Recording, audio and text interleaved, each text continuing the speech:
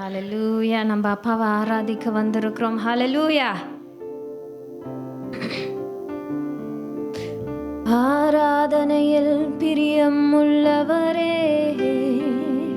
உம்மை ஆராதனை செய்கிறோம் ஐயா. எல்லோரும் பாடுமா? ஆராதனையில் பிரியம் உள்ளவரே, உம்மை ஆராதனை செய்கிறோம் ஐயா. துதியின் மத்தியில் வாசம் செய்பவரே, உம்மை துதித்து நாங்கள் மகிழ்கிறோம் ஐயா. துதியின் மத்தியில் வாசம் செய்பவரே, உம்மை துதித்து நாங்கள் மகிழ்கிறோம் ஐயா.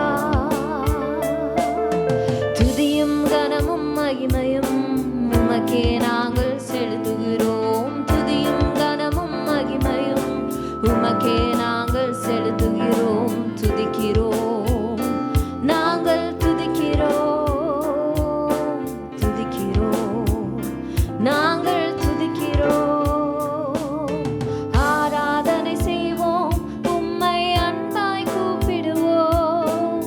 ஆராதனை செய்வோம், உம்மை அன்பாய் கூப்பிடுவோம்.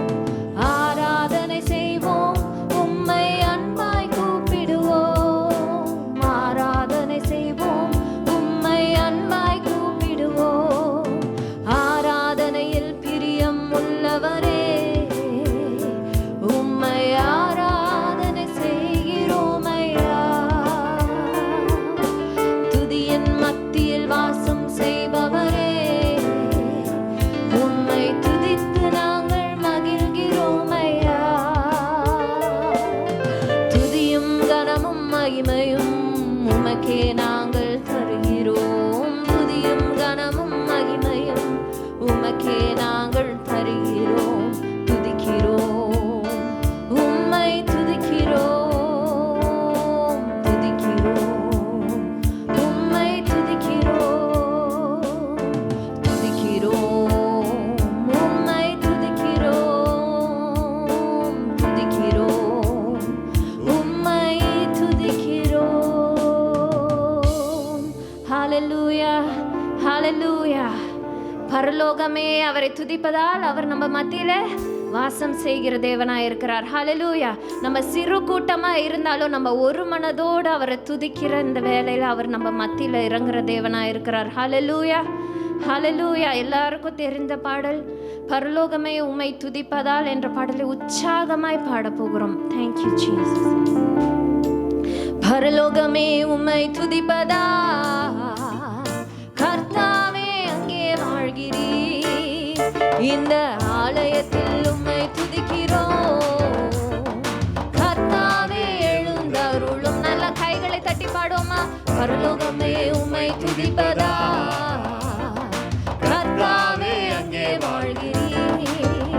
இந்த ஆலயத்தில் உம்மை துதிக்கிறோம்.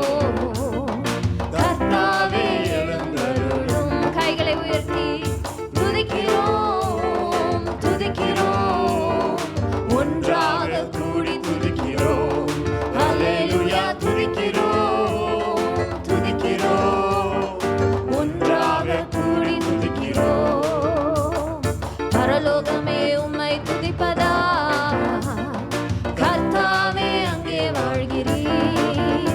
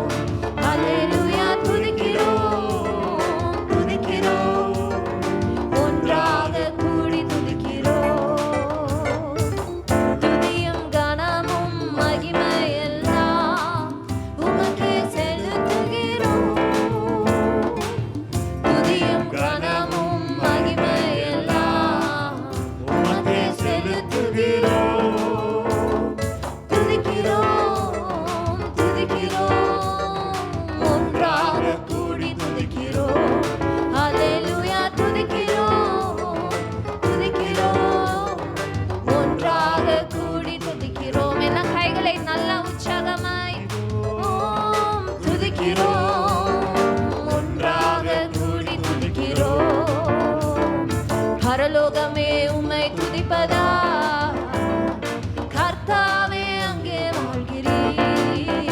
இந்த ஆலயத்தில் உம்மை துதிக்கிறோம் கர்த்தாவே எழுந்தருளும். பரலோகமே உம்மை துதிப்பதா கர்த்தாவே அங்கே வாழ்கிறீர். இந்த ஆலயத்தில் உம்மை துதிக்கிறோம் கர்த்தாவே எழுந்தருளும். உந்தன் நாமம் உயர்த்தும் இடத்தில் அங்கே வாசம் செய்வீர். உந்தன் நாமம் உயர்த்தும் இடத்தில் அங்கே வாசம் செய்வீர். துதிக்கிறோம் துதிக்கிறோம் ஒன்றாக கூடி துதிக்கிறோம். அல்லேலூயா துதிக்கிறோம் துதிக்கிறோம் ஒன்றாக கூடி துதிக்கிறோம். ஹalleluya ஹalleluya ஹalleluya. வாய்களை திறந்து சொல்லுமா ஹalleluya ஹalleluya. Thank you Jesus. நம்ம அப்பா எவ்வளவாய் அன்புள்ளவர். ஹalleluya. நம்ம மீது அன்பு கூறுகிறவராய் இருக்கிறார். ஹalleluya. எப்படின்னா தன் ஜீவனையே அவர் பொறுப்பெடுத்தாம நமக்காக அவர் கொடுத்திருக்கிறார். ஹalleluya. அந்த கடைசி சொட்டு ரத்தம் வரைக்கும் நமக்காக சிந்திருக்கிறார். அவ்வளோ அன்புள்ள தேவனா இருக்கிறார். ஹalleluya ஹalleluya ஹalleluya. நம்ம எவ்வளோ பாவத்தில் மூழ்கி சேத்துல மூழ்கி கொண்டு இருந்தோம். ஹalleluya. ஆனால் அந்த அன்புள்ள தேவன் நம்மளை தூக்கி எடுத்தார். ஹalleluya ஹalleluya. நம்ம நீதிமானாய் மாற்றினார். ஹalleluya. We are born to rule. We are born to rule. We are born to அதுதான் அவருடைய சித்தம். ஹalleluya. நம்ம அடிமையாய் இருக்கிறது இல்லை, நம்மளுக்கு பாவத்துக்கு அடிமையா இருக்கிறதில்லை, எதுக்குமே நம்ம அடிமையா இருக்க கூடாதுன்றதுக்காக தான் ஏசப்பா தம்முடைய கடைசி இரத்தத்தை நமக்காக சிந்தினார். ஹalleluya. நமக்காக பலியானார். ஹalleluya. அவ்வளோ அன்புள்ள தேவன். ஹalleluya. நம்ம நீதிமானாய் இருப்பதற்காக அவர் அடிக்கப்பட்டார். ஹalleluya. பாடுமா, என் மீது அன்பு கூர்ந்து பலியானீர் சிலுவையிலே. Thank you Jesus. என் மீது அன்பு கூர்ந்து பலியானீர் சிலுவையிலே, எனக்காய் இரத்தம் சிந்தி கழுவினீர் குற்றம் நீங்க. பாடுவோமா, என் மீது அன்பு கூர்ந்து பலியானீர் சிலுவையிலே, எனக்காய் இரத்தம் சிந்தி கழுவினீர் குற்றம் நீங்க. பிரித்தெடுத்தீர் பிறக்கும் முன்னால்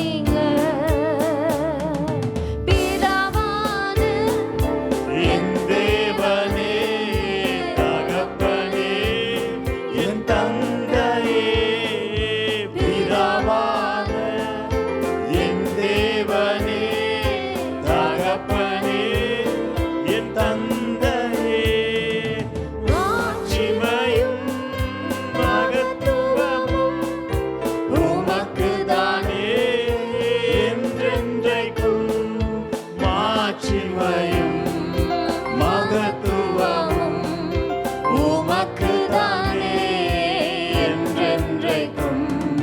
வல்லமையும் மகிமையும் தகப்பனே உமக்குத்தானே. பாடுவோமா? வல்லமையும் மகிமையும் வல்லமையும் எல்லா மகிமையும்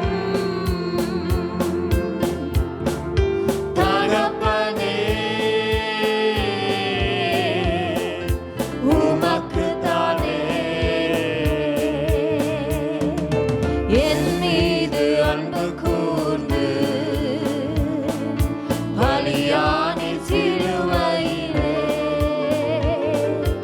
எனக்காய் இரத்தம் சிந்தி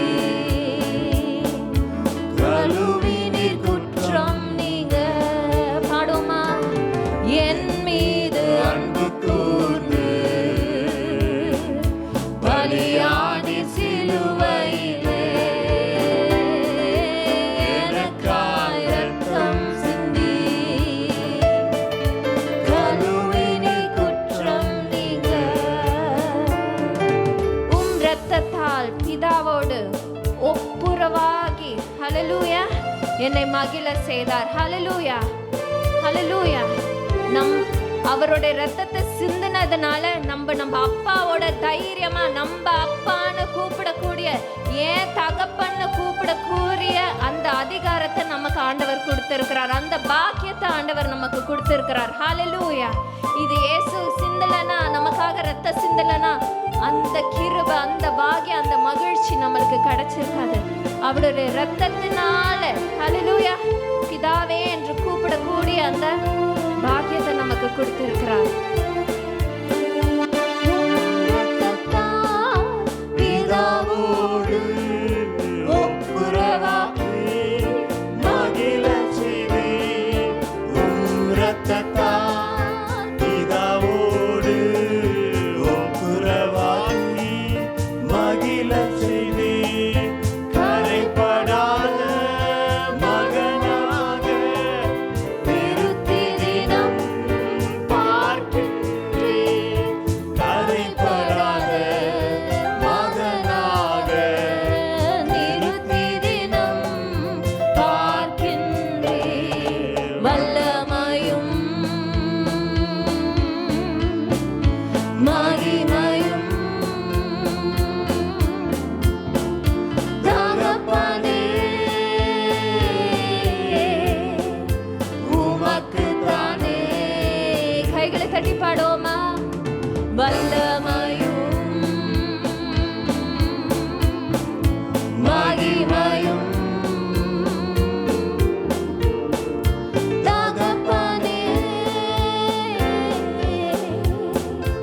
உமக்குத்தானே. என் மீது அன்பு கூர்ந்து பலியானி சிலுவையிலே எனக்காய் இரத்தம் சிந்தி கழுவினீர் குற்றம் நீங்க. என் மீது அன்பு எவ்வளவாய் அன்பு கூர்ந்தார். ஹல்லேலூயா. நம்முடைய ஒரே பேரான குமாரனை நமக்காக விட்டு கொடுத்தார். ஹல்லேலூயா. நம்ம கரை இல்லாதவர்களாய் மாற்றும்படியாய், நீதிமானாய் மாற்றும்படியாய், குறை இல்லாதவர்களாய் மாற்றும்படியாய், சாபத்திலிருந்து நீக்கும்படியாய். ஹல்லேலூயா. நமக்காய் இறங்கி வந்தாரே. இவ்வளவாய் நம்ம மீது அன்பு கூர்ந்த ஆண்டவரை ஹல்லேலூயா. கழுவினீர் குற்றம் நீங்க பிரித்தெடுத்தீர். பிறக்கும் முன்னால் உமக்கென்று வாழ்ந்திட பிரித்தெடுத்தீர். பிறக்கும் முன்னால் உமக்கென்று வாழ்ந்திட. கைகளை உயர்த்தி ஆராதனை உமக்கே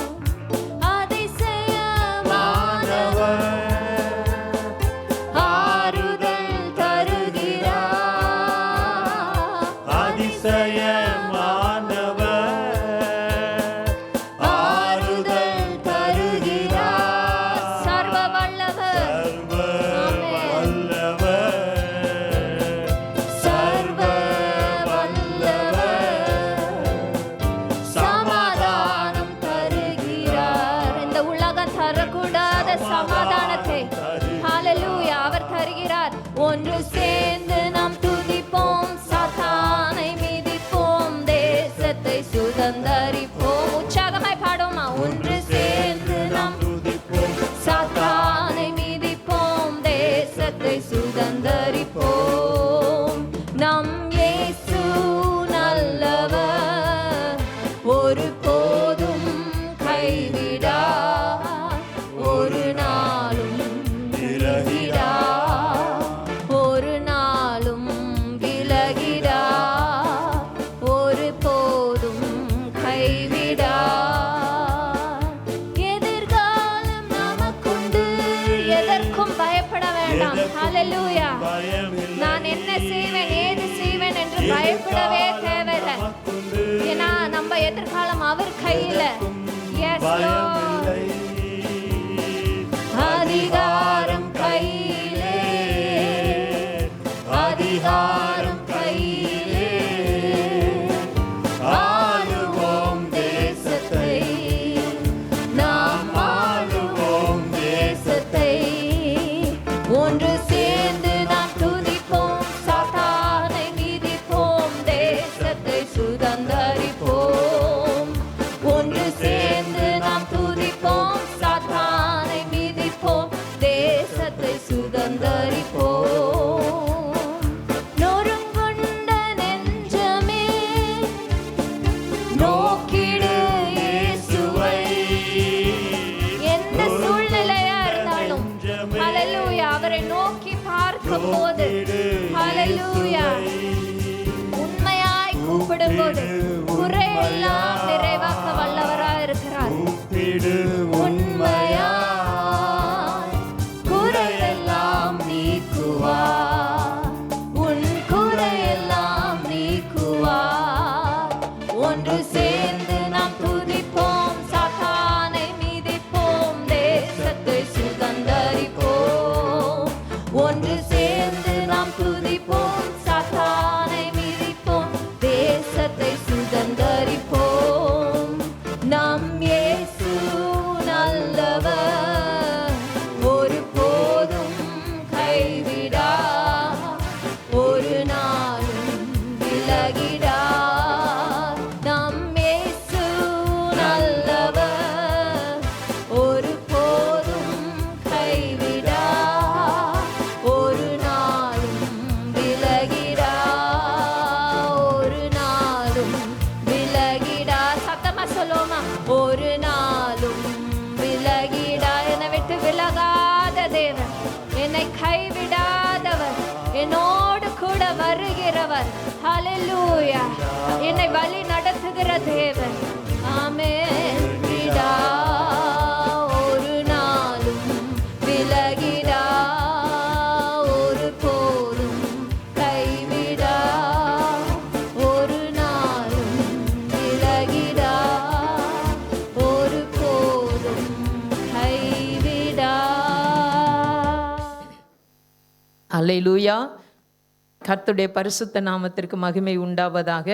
இந்த நாளிலும் ஆண்டவர் மறுபடியும் ஆண்டவருடைய சமூகத்தில் கூடி இருக்கும்படி கர்த்தர் ஒருவரே நம்ம கிருபை பாராட்டி இருக்கிறார். அவருடைய பிரசன்னத்தில் இருப்பது தான் நமக்கு ரொம்ப மகிழ்ச்சி. நல்ல ஒரு கேம் அருமையான மகள் நடத்தினாங்க. அதன் மூலமாக நாம் நமக்குள்ளே இருக்கிற எல்லா தூசிகளையும் உதறிவிடணும். சோம்பல் என்ற தூசி எல்லாம் நம்ம உதறிவிட்டு கர்த்தருக்காக நம்ம எழும்பி நாமளே கொஞ்சம் லூஸ் ஆக்கிட்டு நம்மளை உற்சாகப்படுத்திக்கிட்டு நாம் இருந்தோமானா நம்மை உந்தி தள்ளுகிற பரிசுத்த ஆவியானவர் நம்மை சரியாய் நடத்தி செல்லுவார். ஹல்லேலூயா. இந்த நாளிலும் நேரடியாக செய்திக்கு போவோம். சங்கீதங்களின் புஸ்தகம் 37ஆம் அதிகாரம் 4வது வேத வசனத்தை எடுத்து வைத்துக் கொள்வோம். சங்கீதம் 37:4. மனமகிழ்ச்சியாயிரு, அவர் உன் இருதயத்தின் வேண்டுதல்களை உனக்கு அருள் செய்வார். கர்த்தரிடத்தில் மனமகிழ்ச்சியாயிரு, அவர் உன் இருதயத்தின் வேண்டுதல்களை உனக்கு அருள் செய்வார். நம்முடைய இருதயத்தின் வேண்டுதல்கள் நமக்கு கிடைக்க வேண்டுமாய், ஆனால் வேதம் சொல்லுகிறது கர்த்தரிடத்தில் மகன மகிழ்ச்சியாக இருக்க வேண்டுமா.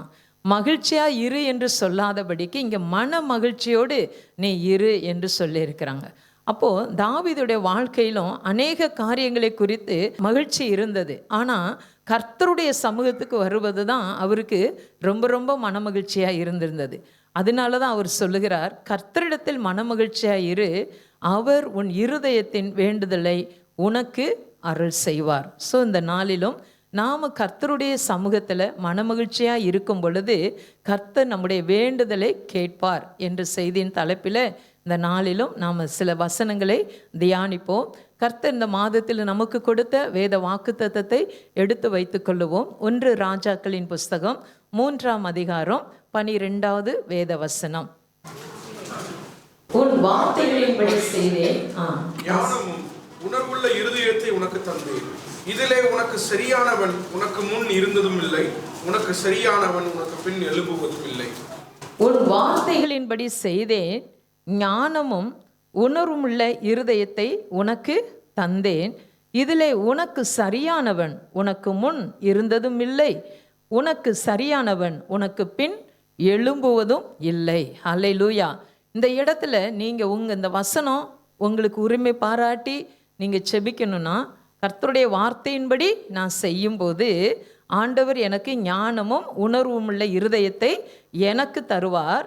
இதில் எனக்கு சரியானவன் இருந்ததும் எனக்கு முன்னாடி இருந்ததில்லை, இதற்கு நிகரானவன் எனக்கு சரியானவன் எனக்கு பின்பதாகவும் இருப்பதில்லை. அப்போ ஆண்டவருடைய வார்த்தைக்கு நீங்கள் கீழ்ப்படிந்து நடக்கும் பொழுது, அவர் வார்த்தைக்கு கீழ்ப்படிந்து நடந்தாலே எல்லா ஆசீர்வாதங்களும் கர்த்தர் நமக்கு கிருபையாய் தந்திருவார். இந்த மாதத்திலும் உன் வார்த்தையின்படி செய்தேன் என்று ஆண்டவர் வாக்கு கொடுத்திருந்தார் சாலமோனுக்கு. அப்போ இந்த வார்த்தை நமக்கு இந்த நாளில் கொடுத்ததற்கு நாம் கர்த்தருடைய வார்த்தையின்படி நாமளும் செய்யணும். நம்ம அப்படி செய்யும்போது அவர் நம்முடைய வார்த்தையின்படியும் நமக்கு நம்முடைய செபத்தை கேட்டு நமக்கு ஆண்டவர் பதில் செய்ய அவர் உண்மையுள்ளவராக இருக்கிறார். இப்போ சற்று நேரம் நம்ம ஜெபம் பண்ணோம். ஸோ இந்த வார்த்தையை நம்ம நம்பி செபிக்கும்போது உண்மையாக அங்கே யாருக்காவது ஒரு அற்புதம் நிச்சயமாய் நடந்திருக்கும். ஏன்னா ஜெபத்தை கேட்கிற தேவன், ஜெபத்திற்கு ஆண்டவர் என்ன செய்கிறாராம்? பதில் தருகிறாராம். அப்போ பதிலை கொடுக்கிற ஆண்டவரிடத்துல நம்ம உண்மையாய் நம்ம செபிக்கும் பொழுது கர்த்தர் நம்முடைய உண்மையின் ஜெபத்தை கேட்டு ஆண்டவர் நிச்சயமாய் பதில் தருவார். இங்கே சாலமோனுக்கு ஆண்டவர் சொன்ன வார்த்தை, உன் வார்த்தைகளின்படி செய்தேன். அந்த சாலமோன் என்ற வார்த்தைக்கு நம்ம முதலாவதாக அர்த்தத்தை தெரிந்து கொள்ள வேண்டும். சாலமோன் என்றால் அதன் அர்த்தம் என்னன்னா சமாதானம் என்ற அர்த்தம். அப்போ இந்த சமாதானம் என்று சொல்லுவதற்கு இந்த வார்த்தை, இந்த மகனுக்கு பெயரை இடுவதற்கு கர்த்தரே தாவீதுக்கு கட்டளையிட்டு இருந்தார். வாசிக்கலாம். 1 நாளாகமம் 22ஆம் அதிகாரம் 9வது வேத வசனத்தில் கர்த்தர் பிறக்க போகிற அந்த பிள்ளைக்கு என்ன பெயர் இடணும்னு சொல்லிட்டு தாவீதோடு கர்த்தர் பேசியிருந்தார். அந்த வசனத்தை வாசிக்கலாம். 1 நாளாகமம் 22ஆம் அதிகாரம் 9வது வேத வசனம். இதோ உனக்கு பிறக்க போகிற குமாரன் அமைதியுள்ள புருஷனாய் இருப்பான், அவன் சத்துருக்களை எல்லாம் விலக்கி அவனை அமர்ந்திருக்க செய்வேன். ஆகையால் அவன் பேர் சாலமோன் எனப்படும். அவன் அந்நாட்களில் இஸ்ரவேலின் மேல் சமாதானத்தையும் அமெரிக்கையும் அருளுவான். இதோ உனக்கு பிறக்க போகிற குமாரன் அமைதியிலுள்ள புருஷனாக இருப்பான். அமைதியிலுள்ள புருஷன். ஒரு பிள்ளை பிறந்த உடனே அந்த வீட்டில் சந்தோஷம் இருக்கும், அங்கே ஒரு பெரிய அமைதி உண்டாகும். என்னென்னா அதுக்கு முன்னாடி திருமணம் ஆகி பிள்ளை கிடைக்கலன்னா 5 வருஷம் 3 வருஷம் ஏன் 1 வருஷம் லேட்டானா கூட அந்த வீட்டில் எத்தனையோ குடும்பங்களில் பிரச்சனைகள், போராட்டங்கள். ஆனால் பிள்ளை வந்த உடனே அந்த பிரச்சனைக்கு ஒரு அமைதி உண்டாகிறது. தாவீதுடைய வாழ்க்கையிலும் ஒரு அமைதி உண்டானது. அதற்கு முன்பதாக பிறந்த பிள்ளை நிமித்தமாய் அந்த தாவீது என்ன செய்தார்? தேவ சமூகத்தில் கண்ணீரோடு அழுது கொண்டு ஜெபித்து கொண்டு இருந்தார். நமக்கு நன்றாய் தெரியும் அந்த காரியம் என்னன்று. ஆனால் இந்த மகன் பிறக்க போகிற இந்த மகனுக்கு கர்த்தராகிய தேவன் தாவீதுக்கு சொல்லுகிறார், இந்த உனக்கு பிறக்க போகிற குமாரன் அமைதியிலுள்ள புருஷனாக இருப்பான். அவனை பார்க்கும்போதே அமைதி, அந்த சாந்தம் அவனுக்குள்ளே காணப்படும். அவனை அவன் சுற்றிலும் இருக்கும் புருஷனாக இருப்பான். சுற்றிலும் இருக்கும் அவன் சத்துருக்களை எல்லாம் விலக்கி அவனை அமர்ந்திருக்க செய்வேன். அவன் பிறக்கும்போது அமைதியாக இருப்பான். அவன் பிறந்தது பின்னாடி அவனை சுற்றிலும் எந்த சத்துருக்களும் இருக்க மாட்டாங்க. ஏன்னா தாவீதை சுற்றிலும் எப்போ பார்த்தாலும் சத்துருக்கள் எல்லா இடத்துலையும் சுற்றி சுற்றி அவனை துரத்தி கொண்டு இருந்தாங்க. ஆனால் அவனுக்கு பிறக்க போகிற பிள்ளையாகிய இந்த சாலமோன் வாழ்கிற நாட்களிலே, பிறந்த நாட்களிலே அந்த சாலமோனை சுற்றிலும் எந்த எதிராளிகளும் எந்த பகையாளிகளும் அங்கே எந்த சத்துருக்களும் இல்லை என்று ஆண்டவர் வாக்கு கொடுத்திருக்கிறார். அவனுக்கு எல்லாவற்றையும் விலக்கி அவனை அமர்ந்திருக்க செய்வேன், அமைதலுள்ள ஒரு ராஜ்யபாரம் பண்ணும்படி அவனை அமர்ந்திருக்க செய்வேன் என்று சொல்லிவிட்டு, ஆகையால் அவன் பேர் சாலமோன் எனப்படும். அவன் நாட்களில் இஸ்ரவேலின் மேல் சமாதானத்தையும் அமெரிக்கையும் அருளுவேன் என்று கர்த்தர் வார்த்தையை கொடுத்திருந்தார். அதனால தான் சாலமோன் என்ற பெயரை வைக்கணும்னு தாவீதிற்கு சொன்னதுனால தன் குமாரனுக்கு சாலமோன் என்று பெயரிடுகிறார். அப்போ சாலமோன்னா சமாதானம் என்று அர்த்தம். இந்த சாலமோனுக்கு இன்னும் ஒரு பெயரை நாத்தான்வேல் தீர்க்கதரிசி வைத்திருந்தார். எடுத்துக்கொள்ளுவோம். 2 சாமுவேலின் புஸ்தகம் 12ஆம் அதிகாரம் 25வது வேத வசனத்தில் நாத்தான் தீர்க்கதரிசி இந்த சாலமோனுக்கு ஒரு பெயரை வைக்கிறார். அதற்கு வாசிக்கலாமா?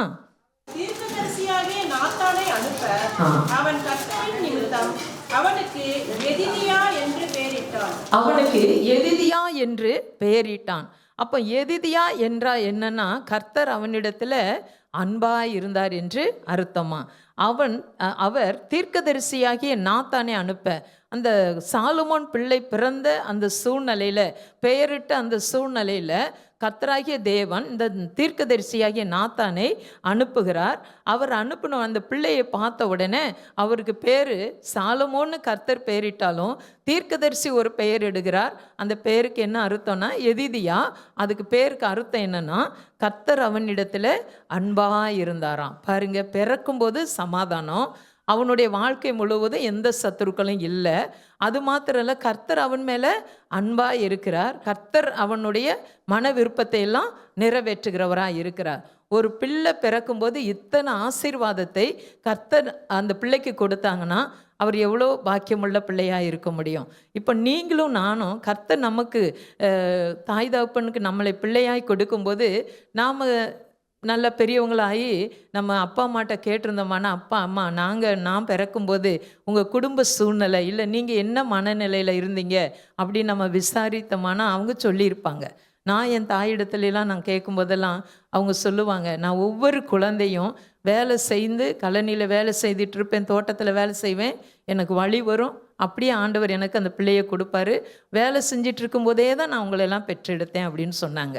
ஸோ அப்போ நம் சில பேர் கேட்க மறந்துருக்கலாம். ஆனால் இப்போ உங்கள் பிள்ளைங்க கூட உங்களை கேட்டால் நீங்கள் அதை சொல்லுறதுக்கு ஆயத்தமாக இருக்கணும். கர்த்தர் அப்படிப்பட்ட ஒரு சூழ்நிலையில் தான் ஒவ்வொரு தாய் தகப்பனுக்கும் பிள்ளைகளை தருகிறார். ஸோ இந்த தகப்பனாகிய தாவீதுக்கு இந்த பிள்ளையை சாலமோனை கொடுக்கும் பொழுது அவனுடைய சூழ்நிலை முழுவதும் மாற்றப்படுகிறது. தாவீதுடைய சூழ்நிலையும் மாறுகிறது, பிறக்க போகிற இந்த சாலமோனுடைய சூழ்நிலையும் முற்றிலும் முழுவதுமாக மாறுகிறது.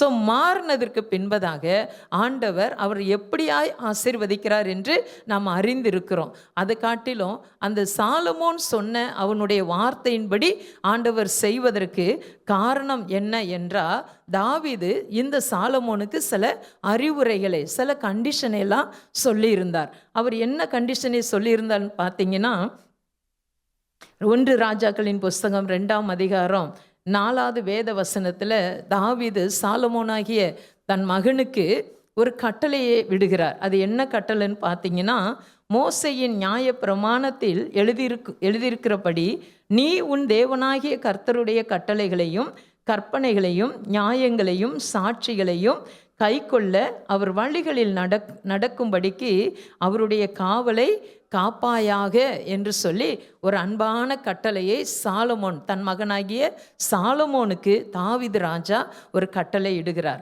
அந்த கட்டளையின்படி அவர் செய்ய மனதுள்ளவராய் இருந்தார். அதை செய்தபடியினாலே தான் இந்த சாலமோனுடைய வார்த்தைகளின்படி கர்த்தர் இறங்கி அவன் கேட்டதை எல்லாவற்றையும் செய்தார் என்று நாம் அறிந்திருக்கிறோம். ஸோ நம்முடைய வாழ்க்கையிலும் நாம் விரும்புகிறபடி ஆண்டவர் செய்ய வேண்டுமானால் கர்த்தருடைய கட்டளைகளின்படி நீங்களும் நானும் நடக்கிறவர்களாக இருக்கணும். இன்னும் பார்த்தீங்கன்னா அந்த சாலமோனுடைய வார்த்தையின்படி கர்த்தர் செய்வதற்கு இன்னும் ஒரு காரணம் இருந்தது. இந்த சாலமோன் தேவனிடத்தில் அன்பாய் இருந்தாராம். எடுத்து வைத்துக் கொள்ளுவோம். 1 ராஜாக்களின் புஸ்தகம் 3ஆம் அதிகாரம் 3வது வேத வசனத்தில் சாலமோன் கர்த்தரிடத்தில் அன்பு கூர்ந்து தன் தகப்பனாகிய தாவீதின் கட்டளைகளில் நடந்தான். அப்போ தன் தகப்பன் சொன்ன அந்த கட்டளைகளில் அவன் நடந்தான். பின்னாடி தான் அவன் வழிதவறி போனான். ஆனால் அதற்கு முன்பதாக தகப்பன் சொன்ன எல்லா கட்டளைகளும் தேவனுக்கு முன்பதாக தேவனிடத்தில் அன்பு கூர்ந்து அவன் தகப்பன் சொன்ன எல்லா நியாயப்பிரமாண கட்டளைகளையும் கை கொள்ள காத்து கொள்ள அவன் மனதுள்ளவனாய் இருந்தபடியினால அவன் ஆசீர்வாதத்தின் மகனாக அழைக்கப்பட்டான் என்று சொல்லப்பட்டிருக்கிறது வேதத்தில். இதை வாசிக்கிற நீங்களும் நானும், இதை விசுவாசிக்கிற நீங்களும் நானும் நம்முடைய ஜெபத்தை ஆண்டவர் கேட்க வேண்டுமென்றால், நம்முடைய வார்த்தையை ஆண்டவர் கனம் பண்ண வேண்டுமென்றால் நாம் செய்ய வேண்டியது என்ன என்பதைத்தான் நம்ம இந்த நாளில் பார்க்க போகிறோம், தியானிக்க போகிறோம். முதலாவதாக உபாகமத்தின் புஸ்தகம் 10ஆம் அதிகாரம் 12 12வது வசனமும் 13வது வசனத்தையும் வாசிப்போம். உபாகமம் 10ஆம் அதிகாரம் 12வது வேத வசனமும் 13வது வேத வசனத்தையும் வாசிக்க கேட்கலாம். பயந்து அவர் வழிகளில் எல்லாம் நடந்து அவரிடத்தில் அன்பு கூர்ந்து உன் முழு இருதயத்தோடும் உன் முழு ஆத்மாவோடும் உன் தேவனாகிய கர்த்தரை சேவித்து நான் இன்று உனக்கு கற்பிக்கிற கர்த்தருடைய கற்பனைகளையும் அவருடைய கட்டளைகளையும் உனக்கு நன்மை உண்டாகும்படி கை கொள்ள வேண்டும் என்பதையே அல்லாமல் வேறு எதை உன் தேவனாகிய கர்த்தர் உன்னிடத்தில் கேட்கிறார். அல்லேலூயா. நாம் அவரிடத்தில் அன்பு கூர்ந்து அவருடைய கட்டளைகளையும் அவருடைய கற்பனைகளையும் கை கொண்டு நடந்தா அதைத்தான் ஆண்டவர் கேட்குறாராம். வேற நாம் ஆண்டவரிடத்தில் எனக்கு இதை தாரும் அதை தாரும், என்னை இப்படி மாற்றும் அப்படி மாற்றும்னு சொல்லி நாம் கேட்குறது தப்பு இல்லை. அவரிடத்துல நம்ம கேட்டு தான் பெற்றுக்கொள்ள வேண்டும். ஆனால் அவர் நம்மிடத்தில் என்ன கேட்குறாரு, என்ன எதிர்பார்க்கிறாரு என்றால் அவரிடத்தில் அன்பு கூர்ந்து, அந்த அன்பு எப்படி இருக்கணுமா, முழு ஆன்மாவோடு முழு பலத்தோடு முழு உள்ளத்தோடு கர்த்தரை அன்பு கூர்ந்து அவருடைய கட்டளைகளிலே நாம் முழுசாக நடக்கும் பொழுது சாலமோனுடைய வார்த்தைகளின்படி செய்த தேவன் நம்முடைய வார்த்தைகளின் செபத்தையும் கேட்டு ஆண்டவர் நமக்கும் செய்ய அவர் உண்மையுள்ளவராயிருக்கிறார். அல்லேலூயா. ஏனென்றால் அவருடைய கற்பனைகளையும் அவருடைய கட்டளைகளையும் உனக்கு நன்மை உண்டாகும்படி கை கொள்ள வேண்டும் என்பதையே, அது கட்டளையிலையும் கற்பனைகளையும் கை கொள்ளுவது எதற்குனா நமக்கு நன்மை உண்டாக, நாம நல்லா இருக்க, நாம நல்வழிப்படுத்த, நாம் நன்றாய் உயர்ந்திருக்க நாம கை கொள்ளுவதற்காகவே தான் ஆண்டவர் அந்த கட்டளைகளையும் நியமங்களையும் ஆண்டவர் வழிவகுத்து வைத்திருக்கிறார். அப்போ அதை நம்ம கடைபிடித்தா நமக்கு வரவேண்டிய ஆசீர்வாதத்தை, நமக்கு வரவேண்டிய உயர்வை நாமும் பெற்றுக்கொள்ள முடியும். அதை நம்ம ஆண்டவரிடத்தில் கேட்கும் பொழுது நம்முடைய வார்த்தைகளை கேட்டு செபத்தை கேட்டு கர்த்தர் நமக்கு நன்மை செய்கிறவராய் இருக்கிறார். அது இந்த வார்த்தைகளை கேட்டு பதில் கொடுக்கிற தேவனாய் இருக்கிறார். அப்போ கை கொள்ள வேண்டும் என்பதே அல்லாமல் இதை நீ கை கொண்டா, அந்த கை கொள்ளுவது கூட நம்முடைய நலனுக்காக தான் ஆண்டவர் அதை எழுதி வைத்திருக்கிறார். ஸோ நம்முடைய நலனுக்காக கொடுக்கப்பட்ட அவருடைய கட்டளைகளையும் அவருடைய கற்பனைகளையும் நீங்களும் நானும் கை கொண்டு நடக்கும் பொழுது அதை ஆண்டவர் விரும்புகிறார். அதைத்தான் ஆண்டவரும் கேட்கிறார். அதை நம்ம செய்யும் பொழுது நம்முடைய மன விருப்பத்தை உங்கள் இருதயத்திலிருந்து வேண்டிக் கொள்ளுகிற ஒவ்வொரு ஜெப விண்ணப்பத்திற்கும் ஆண்டவர் பதில் செய்கிறவராய் இருக்கிறார். அப்போ முதலாவதாக நாம் எதை செய்ய வேண்டும் என்றால் ஆண்டவரிடத்தில் முழு இருதயத்தோடு முழு பலத்தோடு முழு ஆன்மாவோடு கர்த்தரிடத்தில் அன்பு கூற வேண்டும். அன்பு கூற வேண்டும். முதல்ல ஆண்டவர் மேலே அன்பு இருந்தாதான் அடுத்ததாக கற்பனைகளையும் கட்டளைகளையும் கடைபிடிக்க முடியும். நாம் இப்போ ஃப்ரெண்ட்ஸில் யாராவது நமக்கு ஃப்ரெண்ட்ஸ் இருந்தாங்கன்னா அவங்கள நாம் அன்பு கூறோன்னா அவங்களுடைய எல்லா காரியத்திலையும் நம்ம என்ன செய்வோம், ஈடுபடுவோம். சுகம் துக்கம் மகிழ்ச்சி எல்லா நேரத்திலையும் அவங்களோடு கூட இருந்து அவங்களுக்கு உதவியாக ஒத்தாசையாக நாமும் இருப்போம். அப்படிப்பட்ட சூழ்நிலையில் நம்முடைய ஃப்ரெண்டு நமக்கும் அப்படிப்பட்ட எல்லா உதவிகளையும் செய்வாங்க. அப்போ ஒருவருக்கொருவர் நம்ம அன்பு செலுத்தும் போது நல்ல ஒரு ஐக்கியம் உண்டாகும்.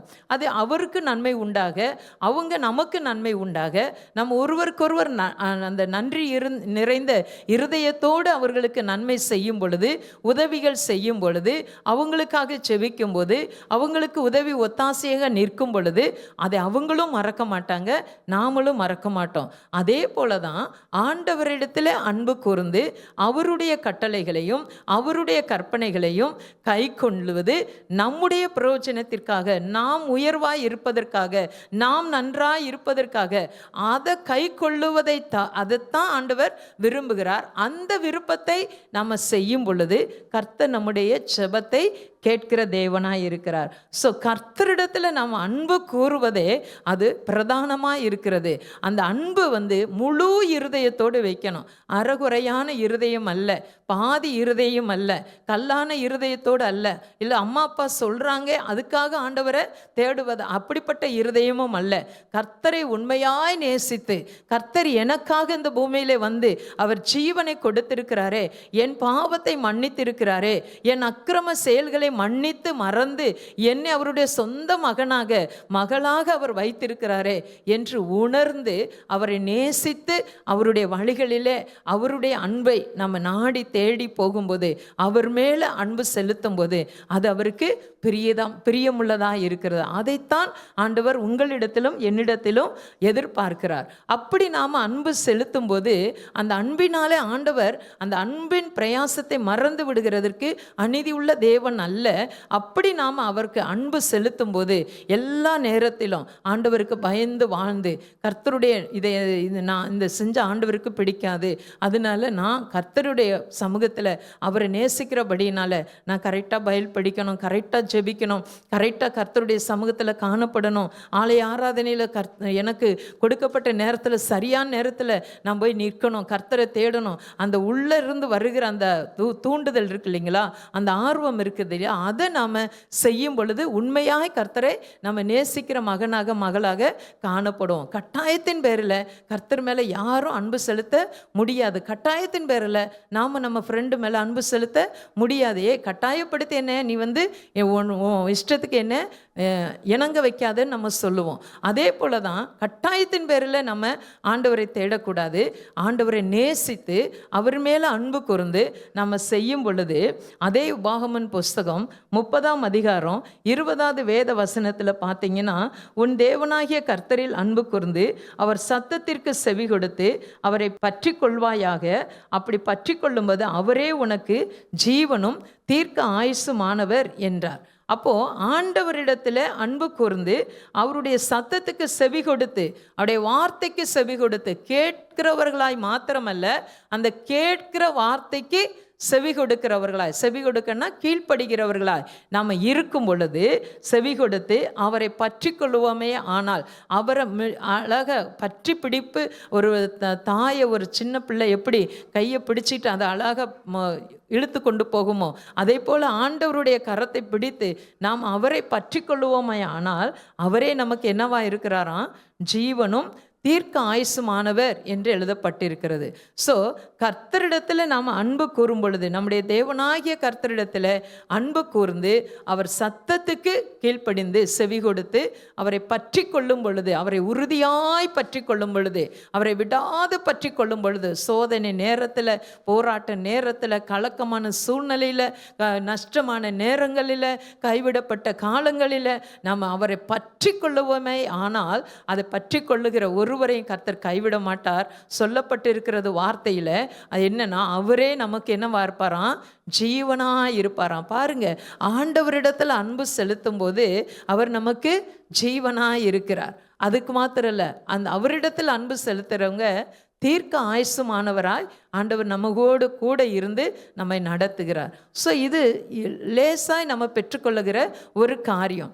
ஆண்டவரிடத்தில் மாத்திரம் அன்பு செலுத்தணும். இந்த உலகத்தில் உள்ளவைகளில் நமக்கு பெருசாக தெரிகிறவங்கள, நம்ம ரொம்ப ரொம்ப நேசிக்கிறோன்னு சொல்கிறவங்கள, அவங்க எல்லாத்த காட்டிலும் முதல் அன்பு யாரிடத்தில் இருக்கணும்? கர்த்தரிடத்தில் இருக்கணும். அதைத்தான் இங்கே சொல்ல, முழு ஆன்மாவோடு, முழு பலத்தோடு, முழு இருதயத்தோடு, அதில் முழுசாக நம்ம அதில் கொஞ்சம் கூட ஒரு பிட்டு கூட அந்த கர்த்தருக்கு கொடுக்க வேண்டிய அந்த அன்பில் குறைபற்றவே கூடாது. அதுக்கு அந்த அன்புக்குள்ளே உலக அன்புகள் வந்துடவே கூடாது. ஃபஸ்ட்டு லவ் கர்த்தருக்கு தான். அந்த முதல் அன்பு கர்த்தரிடத்தில் நம்ம வைப்போமானால் அவர் நமக்கு ஜீவனும் தீர்க்க ஆயுசுமானவராக இருக்கிறார்.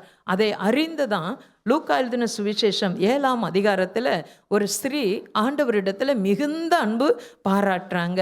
அவங்களை குறித்து வேதத்தில் வாசித்து பார்த்தீர்கள் என்றால், அந்த ஆண்டவராக இயேசு கிறிஸ்து அந்த பாவியான ஸ்திரீகளுக்குள்ளே அவளுடைய பாவத்தை எல்லாம் மன்னித்தார். அவளுக்குள்ள இருந்த எல்லா அசுத்த கிரியைகளும் அவளை விட்டு நீங்கி போயிற்று. அவளுக்குள்ள இருந்த 7 பிசாசுகளும் அவளை விட்டு நீங்கி போயிற்று. ஸோ பாவ வாழ்க்கை நீங்கி போயிற்று. அவளுக்குள்ள இருந்த பிசாசின் கிரியைகளும் அழிந்து போயிற்று. அந்த விடுதலையை, அந்த மன்னிப்பை பெற்றபடியினாலே அந்த ஸ்திரீ என்ன செய்கிறாளாம்? ஆண்டவருடைய பாதத்தில் போய் அவள் நலதம் என்ற தைலத்தை எடுத்து கொண்டு போய் ஆண்டவருடைய பாதத்தில் அதை ஊற்றி, சிரசு மேலே ஊற்றி ஆண்டவரிடத்தில் அன்பு செய்கிறாராம். அந்த ஆண்டவர் அந்த குஷ்டரோகியா இருந்த சீமோன் வீட்டுக்கு அழைக்கப்பட்டிருக்கிறார் விருந்துக்காக. அந்த இடத்துல இந்த பாவியான ஸ்திரீயும் போகிறாங்க. போய் அவங்க ஆண்டவர் பாதத்தில் தன் கண்ணீரினால் அவர் பாதத்தை நனைத்து, தன் தலைமயிரினாலே அதை துடைத்து, ஆண்டவருக்கு நன்றி நிறைந்த இருதயத்தோடு அழுது முத்தம் செய்து கர்த்தரை கனப்படுத்தி கொண்டே இருக்கிறாங்க. அவளுடைய அன்பை அவ்வளவா வெளிப்படுத்தி கொண்டே இருக்கிறாங்க. அவங்கள பார்த்த உடனே, இவ ஒரு பாவியான ஸ்திரியா இருக்கிறாளே, இவ எப்படி இந்த பரிசுத்தமுள்ள தேவனை, இந்த தேவகுமாரனை, இந்த இயேசுவை தொட முடியும்? தொடுறாளே, இவர் தீர்க்கதரிசினா அவர் தொடுறது யாருன்னு தெரியுமே, அவர் ஏன் ஒன்றும் சொல்லாமல் இருக்கிறாரு என்றெல்லாம் அங்கே பேசிக்கிட்டு இருக்கிறாங்க. ஆனாலும் அவ எல்லாருடைய நினைவுகளையும் இருதயத்தின் காரியங்களை அறிந்த ஆண்டவர் அவர் சொல்லுகிறார், நீ என்ன அழைச்ச, எனக்கு கை கால் கழுவ தண்ணீர் கொடுக்கல, நீ என்ன கூப்பிட்ட எனக்கு கனம் பண்ணலை, நீ என்ன கூப்பிட்ட எனக்கு நீ என்ன முத்தம் கொடுக்கல, நீ என்ன கூப்பிட்ட என் பாதம் கழுவ தண்ணீர் தரல, இப்படியெல்லாம் என்னை கூப்பிட்டு நீ எனக்கு செய்யலை. ஆனால் இந்த ஸ்திரியோ வந்த நேரத்திலிருந்து தன்னுடைய கண்ணீரினாலே என் பாதத்தை நனைத்து, அவள் தலைமயிரினாலே என்னுடைய பாதங்களை துடைத்து அவளை முத்தம் செய்து அவள் என்னை கனம் பண்ணுகிறாள் என்று சொல்லி, இந்த சுவிசேஷம் எந்தெந்த இடத்துல அறிவிக்கப்படுமோ அதில் அந்த இடத்துலெல்லாம் இவள் செய்ததையும் நினைக்கப்படும் என்று சொல்லி அவளை கனம் பண்ணுகிறதை பார்க்க முடிகிறது. அல்லேலூயா. அவளை பார்த்தவர்கள் அவளை பாவியாக ஸ்திரியாக பார்த்தாங்க. ஆனால் அவள் எப்படி பார்த்தா, கர்த்தர் என் பாவத்தை மன்னித்தாரே, கர்த்தர் எனக்கு விடுதலை தந்தாரே, இப்படிப்பட்ட தேவனுக்கு என்னால் என்ன நன்மை, அதாவது ஒரு நன்மையை நான் அவருக்கு போய் செய்ய முடியாது, அட்லீஸ்ட் என் அன்பையாவது அவருக்கு நான் வெளிப்படுத்தணும்னு சொல்லிட்டு தன் கண்ணீரையும் தனக்கு இருந்த முதலான எல்லாற்றையுமே ஆண்டவர் பாதத்தில் சரணடைந்து அவ்வளவாய் தேவனிடத்தில் அன்பு செய்கிறார். ஸோ ஆண்டவரிடத்தில் அன்பு செய்த அவளை மற்றவர்கள் பார்க்கிற பார்வை வித்தியாசமாக இருந்தது. ஆனால் ஆண்டவர் பார்க்கிற பார்வை வேறு வித்தியாசத்தில் ஆண்டவர் பார்த்தா. இப்போ கர்த்தர் உங்களை குறித்தும் என்னை குறித்தும் அவர் பார்த்து கொண்டே இருக்கிறார். உலகம் வேணா நம்மளுடைய காரியங்களை நினைத்து, சூழ்நிலை நினைத்து, குடும்பங்களை நினைத்து, பெற்றோர்களை நினைத்து, இல்லை நம்முடைய வசதி வாய்ப்பு ஆடை உடைகளை பார்த்து அதை நம்ம உலகம் வேணா நம்மளை ஒரு கணக்கு போட்டு வச்சிருக்கோம். ஆனால் நம்மை சிருஷ்டித்த ஆண்டவர் எப்படிப்பட்டவராய் நம்மை பார்க்கிறாருன்னா, அவரிடத்தில் அன்பு கூறுகிற ஒவ்வொருவரையும் அவர் ஜீவனையும் தீர்க்க ஆயுசையும் கொடுக்கத்தக்கதாக நல்ல மேன்மையாய் நம்மளை பார்க்கிறார். அல்லேலூயா. அப்போது நாம் ஆண்டவரிடத்தில் அன்பு செலுத்தும் போது அவர் நம்முடைய செபத்தை கேட்டு, நம்முடைய வாயின் வார்த்தைகளை கேட்டு நமக்கு கிருபையாய் பதிலளிக்கிற தேவனாய் இருக்கிறார். ஸோ எவ்வளவுக்கு எவ்வளவு ஆண்டவரை நேசிக்க முடியுமோ, ஆண்டவரை நேசிப்பதுனா என்ன? கர்த்தரை தேடணும். முதலாவது ஃபஸ்ட்டு காலையில் எழுந்த உடனே ஆண்டவர் சமூகத்தில், ஆண்டவரே ஆண்டவரே நான் நேசிக்கிறேன், இந்த நாள் முழுவதும் உம்முடைய நேசமும் உம்முடைய கிருபையும் என் மேல் இருப்பதாக, என் குடும்பத்தின் மேலே இருப்பதாக, என் பிள்ளைகள் மேலே இருப்பதாக, என்னை சுற்றிலும் காணப்படுவதாக என்று சொல்லி தன்னைத்தானே அர்ப்பணித்து உங்கள் குடும்ப காரியங்களை, நீங்கள் போகிற வேலையை, நீங்கள் படிக்கிற பாடங்களை, நீங்கள் என்ன வேலை இன்னைக்கு செய்யணும்னு நினைக்கிறீங்களோ அதையெல்லாம் நீங்கள் ஆண்டவர் பாதத்தில் முதல்ல நீங்கள் அர்ப்பணித்து நீங்கள் சொல்லிட்டீங்கன்னா உங்கள் வாயின் வார்த்தையின்படியே கர்த்தர் செய்வார். ஹல்லேலூயா. ஏன்னா நீங்கள் இதை எக்ஸ்பீரியன்ஸ் செஞ்சு பாருங்கள். வழக்கத்தின்படி அல்ல, நீங்கள் இதை முதல்ல நான் சொல்கிற இந்த காரியத்தை கவனத்தில் வைத்து நீங்கள் செய்யுங்க. அந்த நாள் முழுவதும் உங்களுக்கு ஆசீர்வாதமாக இருக்கும். அந்த நாள் முழுவதும் தேவ பிரசன்னத்தை உணர்வீங்க. அந்த நாள் முழுவதும் ஆண்டவர் உங்களோடு கூட இருப்பதை நீங்கள் உணர முடியும். ஃபஸ்ட்டு நம்ம ஆண்டவரை தேடுகிறவர்களாக, ஆண்டவரை அன்பு செய்கிறவர்களாக இருக்க வேண்டும். ஏன்னா அவர் நம்மகிட்ட எதிர்பார்க்கிறதே கர்த்தருடைய வார்த்தையும் நியாயப்பிரமாணங்களையும் கட்டளைகளையும் கடைபிடித்து அதன்படி நடப்பதே அல்லாமல் வேற எதை நம்மிடத்தில் எதிர்பார்க்கிறார், வேற எதை நம்மிடத்தில் கேட்கிறார். எனக்கு இதை கூட அதை கூடன்னு கேட்கிறாரா? நாம தான் அவர்கிட்ட கேட்குறோம். ஆனால் அவர் நம்மிடத்தில் கேட்கறது இந்த கற்பனை, நான் உனக்கு விதித்திருக்கிற இந்த கற்பனைகளையும் இந்த வார்த்தைகளையும் நீ கவனமாய் கேட்டு அதை கை கொண்டு அதன்படி நடந்தா அந்த நடக்கிறது நிமித்தம் உனக்கு நன்மை உண்டாகும், அதை நிறைவேற்றுவது எனக்கு சந்தோஷம்னு சொல்லி ஆண்டவர் சொல்லியிருக்கிறார். ஹல்லேலூயா. சத்தியத்தை நம்ம புரிந்து அறிந்து நம்ம செயல்படுவோமானால் இந்த வார்த்தையின் ஜீவன் நமக்குள்ளே அதிகமாய் வெளிப்படும். அது மாத்திரமல்ல, அதே லூக்கா எழுதின சுவிசேஷம் 7ஆம் அதிகாரம் 48வது வசனத்தில் அவள் செய்த கிரியைகளின் நிமித்தமாய் கர்த்தராகிய தேவன் இயேசு அவளை பார்த்து சொல்லுகிற வார்த்தை, அவளை நோக்கி உன் பாவங்கள் மன்னிக்கப்பட்டது. அப்போ ஆண்டவரிடத்தில் அன்பு செலுத்தும் போது பாவங்களும் மன்னிக்கப்படுகிறது. அனுதின பாவங்கள் மன்னிக்கப்படும். இந்த பாவம் நிறைந்த உலகத்துக்குள்ளே நம்ம போகிறோம். நம்ம பாவமே செய்ய முடியாது என்று சொல்ல முடியாது. பாவத்துக்கு விலகி ஓடணும், பாவத்தை விரும்பி செய்திடக்கூடாது. சில நேரங்களில் பாவம் நமக்குள்ளே வருமானால், பாவப்பட்ட சூழ்நிலைகளை நம்ம தள்ளப்படுவது போல காணப்பட்டால் அந்த இடத்துல அது சின்ன காரியம், ஐயோ இவங்களோட நம்ம நின்றுட்டோமே அப்படின்னு ஒரு உணர்த்துதல் வந்தால் உடனே அந்த பாவத்திலிருந்து நம்ம விடுதலை ஆயிடணும், அந்த ஐக்கியத்திலிருந்து நம்ம விடுதலை ஆயிடணும். அப்படி அனுதின அந்த சுத்திகரிப்பு நமக்கு கொடுக்கிறது எதுனா, தேவனிடத்தில் அன்பு கூர்ந்து தேவனை தேடும்போது தான் அவர் நமக்கு உணர்த்தி கொடுப்பார். இந்த பாவியான ஸ்திரியும் தன் தேவனிடத்தில் அன்பு சூழ்நிலை, அந்த குடும்பத்தில் அந்த இடத்துல அங்கே இருந்தவங்க யாரையுமே அவ பார்க்கல. என் பாவத்தை மன்னித்தவரை, எனக்கு விடுதலை தந்தவரை நான் நேசிப்பேன், அவரிடத்தில் அன்பு கூறுவேன்னு சொல்லிட்டு அவ தன்னை தாழ்த்தி தன்னுடைய எல்லா மன விருப்ப வாஞ்சிய இருதயத்திலிருந்த எல்லா பாரத்தையும் கண்ணீரின் மூலமாய் கர்த்தருடைய பாதத்தில் அவ சிந்தி விட்டா. உடனே ஆண்டவர் சொல்லுகிறார், இயேசு அவளை நோக்கி உன் பாவங்கள் மன்னிக்கப்பட்டது. எவ்வளோ பாவம்னு சொல்லலை, பாவங்கள் என்று எழுதப்பட்டு இருக்கிறது. உன் பாவங்கள் மன்னிக்கப்பட்டது என்ற. அப்போ மன்னிக்கப்பட்ட உடனே அவள் சமாதானமாக போயிட்டா. ஆண்டவரிடத்தில் நாம் அன்பு கூர்ந்தா ஆண்டவர் நமக்கு பாவத்தை மன்னிக்கிறார், சமாதானத்தை தருகிறார், நம்முடைய மன விருப்பத்தின் வேண்டுதலையும் ஆண்டவர் நிறைவேற்றுகிறார். முதலாவதாக கர்த்தரிடத்தில் அன்பு கூர்ந்தால் அவர் நம்முடைய செபத்திற்கு பதில் தருவார். நம்முடைய வாயின் வார்த்தைகளை, நம்முடைய செப விண்ணப்பங்களுக்கு ஆண்டவர் பதில் தருகிற தேவனாய் இருக்கிறார். முற்றிலும் முழுவதுமாக ஆண்டவரிடத்தில் உங்களால் எவ்வளவு தூரம் அன்பு செலுத்த முடியுமோ, எவ்வளவு வேதத்தை வாசிக்க முடியுமோ, எவ்வளவு நேரம் தேவ சமூகத்தில் காத்திருந்து கர்த்தரை ஆராதிக்க முடியுமோ அப்படியே ஆண்டவரை நேசித்து அவரை ஆராதிங்க, அவரிடத்தில் அன்பு செலுத்துங்க. அவர் உங்களுடைய வார்த்தைகளின்படி அவர் செய்ய அவர் உண்மையுள்ளவராக இருக்கிறார். ஹல்லேலூயா. இரண்டாவதாக 1 ராஜாக்களின் புஸ்தகம் 4ஆம் அதிகாரம் 29வது வேத வசனத்தை எடுத்து வைத்துக் கொள்ளுவோம். 1 ராஜாக்களின் புஸ்தகம் 4ஆம் அதிகாரம் 29வது வேத வசனம். சாலமோனுக்கு மிகுதியான ஞானத்தையும் புத்தியையும் கடற்கரை மணலத்தனையாக மனோவிருத்தியையும் கொடுத்தார். முதலாவதாக தேவனிடத்தில் அன்பு கூர்ந்தால் ஆண்டவர் நம்முடைய செபத்தை கேட்பார், நம்முடைய பாவத்தை மன்னிப்பார், நமக்கு கிருபையை தருவார் என்று தியானித்தோம். இரண்டாவதாக புத்தியாய் நம்ம இருக்க வேண்டுமா? இந்த சாலமோனுக்கு சொல்லப்பட்ட வார்த்தையில் தேவன் சாலமோனுக்கு மிகுதியான ஞானத்தையும் புத்தியையும் கடற்கரை மணலத்தனையான மனோவிருத்தியையும் கொடுத்தார் என்று எழுதப்பட்டிருக்கிறது. ஸோ இந்த சாலமோன் ஞானத்தை கேட்டார், ஆண்டவர் என்ன செஞ்சார்? புத்தியும் சேர்த்தே கொடுக்கிறார். அப்போ புத்தியையும் ஞானத்தையும் கேட்டது அது எவ்வளவா?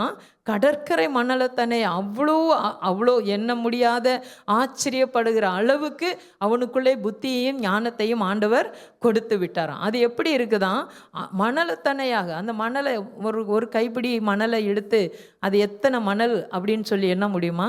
எண்ணவே முடியாது. மணலை எண்ணவே முடியாது. கற்களை வேணால் எண்ணிடலாம், ஆனால் மணலை எண்ணவே முடியாது. அது எடையாது போட்டு தான் பார்க்க முடியும்.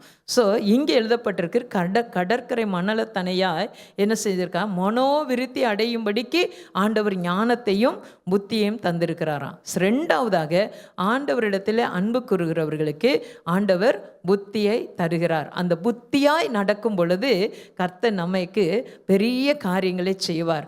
தாவீது எல்லா சூழ்நிலைகளிலும் புத்தியாய் நடந்தார். அவர் சொல்லுகிறார், சங்கீதம் 111 அதிகாரம் 10வது வேத வசனத்தில் அந்த புத்தி எங்கென்ன என்று சொல்லுகிறார், அந்த ஞானம் என்ன என்று சொல்லுகிறார். வாசிப்போம். சங்கீதம் 111 10வது வேத வசனம். கர்த்தருக்கு பயப்படுதலே ஞானத்தின் ஆரம்பம், அவருடைய கற்பனைகளின்படி செய்கிற யாவருக்கும் நற்புத்தி உண்டு, அவர் புகழ்ச்சி என்றைக்கும் நிற்கும். அவருடைய கற்பனைகளின்படி செய்கிறது யாவருக்கும் நல்ல புத்தியை ஆண்டவர் தருவாராம். முதல்ல ஆண்டவரிடத்தில் அன்பு செய்யும் பொழுது அவர் நம்முடைய பாவங்களை மன்னித்து நம்முடைய வேண்டுதலை எல்லாம் நிறைவேற்றுகிற தேவனாய் இருக்கிறார். ரெண்டாவது, கர்த்தருக்கு பயந்து நடக்கும் பொழுது அவர் நமக்கு அவருடைய கற்பனைகளின்படி செய்யும் பொழுது ஆண்டவர் என்ன செய்கிறாராம், நல்ல புத்தியை தருகிறாராம். அப்போ நம்ம எல்லா இடத்துலையும் புத்தியாக இருக்கணும். எல்லா அம்மா அப்பாவும் நம்மளை பார்த்து சொல்லுவாங்க, நாம் பெற்றோராக இருக்கிற நம்முடைய பிள்ளைகளை பார்த்தும் நம்ம சொல்லுவோம், புத்தியாய் நடந்து கொள்ளு, எங்கே போனாலும் ஞானமாய் நடந்து கொள்ளு. ஞானமும் புத்தியும் சேர்த்தே வருகிறது. அப்போ இதை நம்ம பிள்ளைகளுக்கு சொல்லுவதில் மறந்துறது இல்லை. இப்போ டீச்சரும் புத்தியாக நீ இன்னைக்கு நடந்து கொள்ளு, எல்லார்ட்டையும் எப்படி நடக்கணும், என்ன பேசணும், எங்கே போகணும், அதெல்லாம் புத்தியாக நீ செய்யணும் அப்படின்னு ஆசிரியர்களும் மாணவர்களுக்கு கற்றுக் கொடுப்பாங்க. அதே போல் பெற்றோர்களும் பிள்ளைகளுக்கு எந்த இடத்துக்கு போனாலும் புத்தியாக நடந்து கொள்ளுமா, பெரியவங்க சின்னவங்க அதிகாரிகள் இவங்க உன்னோட வேலை செய்கிறவங்க படிக்கிறவங்க இவங்க மத்தியில் நீ இருக்கிறபடினால நீ ஞானமாகவும் புத்தியாகவும் நீ நடந்து கொள்ளணும்னு சொல்லி நல்ல ஆலோசனையை சொல்லி கொடுப்பாங்க. அதைத்தான் அந்த ஞான புத்தி எப்படி வருதான், கர்த்தருக்கு பயப்படும் பொழுது வருதான். ஹல்லேலூயா. அந்த கர்த்தருடைய கற்பனைகளின்படி நம்ம செஞ்சுட்டா நற்புத்தி நமக்குள்ள வந்துருமா, நல்ல புத்தி நமக்குள்ள வந்துருமா. அந்த புத்தின்னு எதை யோபு பக்தன் சொல்லுகிறார்னு பார்த்தீங்கன்னா, யோபனுடைய வாழ்க்கையில் அவர் சொல்லுகிறார், எதை புத்தி என்று சொல்லுகிறார். யோபின் புஸ்தகம் 28ஆம் அதிகாரம் 28வது வேத வசனத்தில் அவர் யோபின் சொல்லுகிறார், எதை புத்தி என்று சொல்லுகிறான்னு பார்த்தோமானா, மனுஷனை நோக்கி ஆண்டவருக்கு பயப்படுவதே ஞானம், பொல்லாப்பை விட்டு விலகுவதே புத்தி என்றார் என்று சொன்னார். பொல்லாப்பை விட்டு விலகுவதே புத்தி. அப்போ கர்த்தருக்கு பயப்படும் பொழுது ஞானம் வருகிறது, பொல்லாப்பை விட்டு விலகும் போது புத்தி வருகிறது. பொல்லாத மனுஷர்கள், பொல்லாத உலகம், பொல்லாத நண்பர்கள், பொல்லாத ஐக்கியங்கள், பொல்லாத காட்சிகள், இவர்களை விட்டு நம்ம விலகும் பொழுது நமக்கு என்ன செய்கிறதா, வேத வசனத்தின்படி புத்தி உண்டாகிறது. அப்போது அந்த பொல்லாததை நம்ம கண்டுபிடிக்கணும். பொல்லாதத காரியத்தை நம்ம கண்டுபிடிச்சாதான், பொல்லாத மனுஷர்களை கண்டுபிடிச்சாதான் அவங்கள விட்டு முதல்ல விலக முடியும். நம்ம அவங்களோடு சேர்ந்து நம்ம ஐக்கியமாக இருந்தோமானா, பாவத்தோடு சேர்ந்து பாவ மனுஷரோடு நாமளும் ஒட்டி கொண்டும் இருந்தோமானா அந்த பாவத்துக்குள்ளே தான் நம்ம விழுந்து கிடப்போம். அவங்க பாவ மனுஷர்களோடு தான் நம்மளுடைய ஐக்கியம் எண்ணங்கள்லாம் சார்ந்து போய் இருக்கும். ஆனால் அதை அறிந்து கொள்ளும்படி, அவங்க பொல்லாதவர்கள் என்பதை அறிந்து கொள்ளுவதற்கே ஒரு விசேஷித்த ஞானம் நமக்குள்ள வேண்டும். அப்போ அந்த பொல்லாதவர்களை விட்டு நம்ம விலகி வரும்போது நமக்கு நல்ல புத்தி உண்டாகிறது என்று யோபு சொல்லுகிறார். பொல்லாப்பை விட்டு விலகுவதே புத்தி என்று. அப்போ பொல்லாப்பை விட்டு விலகிறணும். பொல்லாத காரியங்கள் எவை என்பது நமக்கு நன்றாய் தெரியும். நண்பர்களாக இருந்தாலும் பொல்லாத வழிகளில் அவங்க போனாங்கன்னா அவங்களோட ஐக்கியம் வச்சுக்கிறவே கூடாது. உயிருக்கு உயிராக நேசிக்கிற அது நண்பர்களாக இருந்தால் கூட அவங்களுடைய வழிகளில் பொல்லாங்கு காணப்படுமானால், பொல்லாதவைகளை அவர்கள் செய்வார்கள் என்றால் அவர்களை விட்டு விலகுறதான் புத்திசாலித்தனம். ஹல்லேலூயா. அப்படி நாம் புத்தியாய் நடந்தால் ஆண்டவர் நம்முடைய செபத்துக்கு ஆண்டவர் பதில் தருகிற தேவனாக இருக்கிறார். அது மாத்திரமல்ல, வேதத்தில் நம்ம பார்த்துருக்குறோம், புத்தியுள்ள மனுஷன் புத்தி இல்லாத மனுஷனெல்லாம் வேதத்தில் கர்த்தர் எழுதி வைத்திருக்கிறார். அந்த புத்தியுள்ள மனுஷன் எதற்கு ஒப்பிட்டு வேதம் சொல்லுகிறது என்றால், மத்தேயு எழுதின சுவிசேஷம் 7ஆம் அதிகாரம் 24வது வசனத்தில் இந்த வார்த்தைகளை கேட்டு இவைகளின்படி செய்கிறவன் எவனோ அவனை கன்மலையின் மேல் தன் வீட்டை கட்டின புத்தியுள்ள மனுஷனுக்கு ஒப்பிடுவேன். அப்போ புத்தியுள்ள மனுஷன் அவன் பொல்லாப்பை விட்டு விலகுவதே புத்தி. அந்த புத்தியுள்ள மனுஷனை ஆண்டவர் எப்படி உயர்த்துகிறார் பாருங்க. அவன் கட்டுகிற, அவன் செய்கிற எல்லாமே அது கன்மலையின் மேல் கட்டின, தன் வீட்டை கட்டின மனுஷனுக்கு ஒப்பாய் இருப்பானா. கண்மலையின் மேலே கட்டப்பட்ட வீடு அது ரொம்ப ஸ்ட்ராங்காக இருக்கும். நமக்கு கண்மலை யாரு? கர்த்தராகிய இயேசு. அவரே நமக்கு கண்மலையாக இருக்கிறார். அந்த அவர் மேலே, அவருக்குள்ள, அவரோடு கூட நாம் கட்டப்பட்டு பிணைக்கப்பட்டு இருப்போமானால், உங்களை என்னையும் பார்த்து ஆண்டவர் சொல்லுகிற வார்த்தை என்னன்னா, கண்மலையின் மேல் கட்டப்பட்ட புத்தியுள்ள மனுஷனுக்கு ஒப்பிடுவான் என்று எழுதப்பட்டிருக்கிறது. கண்மலையின் மேலே கட்டப்பட்ட வீட்டில் புயலோ காற்றோ எந்த ஒரு சேதமோ வராது. அப்போ கிறிஸ்துவுக்குள்ள நீங்களும் நானும் புத்தியாய் நடந்தா, புத்தியாய் நடக்கிறதுனா பொல்லாப்பை விட்டு விலகிறணும். ஸோ நீங்களும் நானும் புத்தியாய் நடந்து கொள்ள வேண்டும். நம்ம இன்னும் பார்த்துருக்குறோம் வேதத்தில், புத்தி இல்லாத ஸ்திரீகள் 5 பேர், அந்த கன்னிகைகளை பார்த்துருக்குறோம். அவங்க ஆண்டவருடைய வருகை வரும் பொழுது அவங்களுக்குள்ள விளக்கு இருந்தது, ஆனால் எண்ணெய் இல்லை. அவங்களுக்கு அது என்ன செய்யலை, புத்தியாக அவங்க அதை எடுத்துகிட்டு போகாதனால மணவாளன் வருவதை அவங்க அறியலை. கேட்குறாங்க, புத்தி உள்ளவங்கள்ட்ட போய் கேட்குறாங்க, கொஞ்சம் என்ன தாங்க அப்படின்னு. அவங்க சொல்கிறாங்க, இல்லை நீங்கள் போய் வாங்கிக்கோங்கன்னு சொல்கிறாங்க. வாங்க போகிற நேரத்தில் மணவாளன் வந்துட்டார், கதவு வந்து அடைக்கப்பட்டது. ஸோ நம்ம அடைக்கப்பட்டவர்களாய் நம்ம காணப்படக்கூடாது. நம்முடைய வாழ்க்கையில் ஆசீர்வாதம் இல்லாதவர்களாய் நம்ம காணப்படக்கூடாது. நாம் புத்தியாக இருந்தால் நம்முடைய வீடும் நாமளும் எதன் மேலே கட்டப்பட்டதாக இருக்கிறது என்று வேத வசனம் சொல்லுகிறது. கண்மலையின் மேல் கட்டப்பட்ட புத்தியுள்ள மனுஷனுக்கு கர்த்தர் உங்களையும் என்னையும் ஒப்பிட்டு சொல்லுகிறார். ஹல்லேலூயா. உதாரணமாக சொல்லுகிறார். ஸோ நாம் பொல்லாப்பை விட்டு விலகும் பொழுது, கர்த்தருக்கு பயந்து பொல்லாப்பை விட்டு விலகி அவருடைய வார்த்தையை கேட்டு அதன்படி நம்ம நடக்கும் பொழுது, வேதம் சொல்லுகிறது உங்களை என்னையும் புத்தியுள்ள மனுஷன் புத்தியுள்ள மனுஷி என்று. ஹல்லேலூயா. நீங்களும் நானும் புத்தியாய் இருந்து, அதாவது செபிக்கிறதுல கூட புத்தியாய் செபிக்கணும், கருத்தாய் செபிக்கணும், டு த பாயிண்டில் செபிக்கணும். அப்படி நம்ம செபிக்கும்போது கர்த்தர் நம்முடைய வார்த்தைகளின்படி ஆண்டவர் நம்முடைய என்ன கேட்குறோமோ அதை கண்டிப்பாக தருவார். அதில் கூட நமக்கு ஒரு புத்தி வேண்டும். ஸோ ரெண்டாவதாக நம்ம புத்தியாக இருக்க நம்ம என்ன செய்யணும், கர்த்தருக்கு பயந்து பொல்லாப்பை விட்டு விலகி வார்த்தையை கேட்டு அதன்படி செய்யும் பொழுது புத்தி வந்துடும். அந்த புத்தியுள்ள மனுஷன் செய்கிற எல்லா செபத்திற்கும் ஆண்டவர் நிச்சயமாய் பதில் தர நல்லவராய் இருக்கிறார். முதலாவதாக நம்ம தியானித்தோம், கர்த்தரிடத்தில் அன்பு கூர்ந்து அவரிடத்தில் மிகுந்த முதல் அன்பை அவருக்கு கொடுக்கும் பொழுது நம்முடைய பாவத்தை மன்னித்து கர்த்தர் நம்ம கிருபை பாராட்டி நம்முடைய செபத்தை கேட்கிற தேவனாய் இருக்கிறார். ரெண்டாவதாக நம்ம தியானித்தோம், பொல்லாப்பை விட்டு விலகி கர்த்தருக்கு பயந்து அவருடைய வார்த்தையை கேட்டு அதன்படி நம்ம செய்யும் பொழுது புத்தியுள்ள மகளாக நீங்களும் நானும் காணப்படுகிறோம். வேதம் நம்மை குறித்து சொல்லி இருக்கிறது, கண்மலையின் மேல் கட்டப்பட்ட புத்தியுள்ள மனுஷனுக்கு ஒப்பிட்டு நம்மளை சொல்லப்பட்டிருக்கிறது. இந்த வார்த்தையின்படியே கர்த்தர் நம்மை ஆசீர்வதிப்பாராக.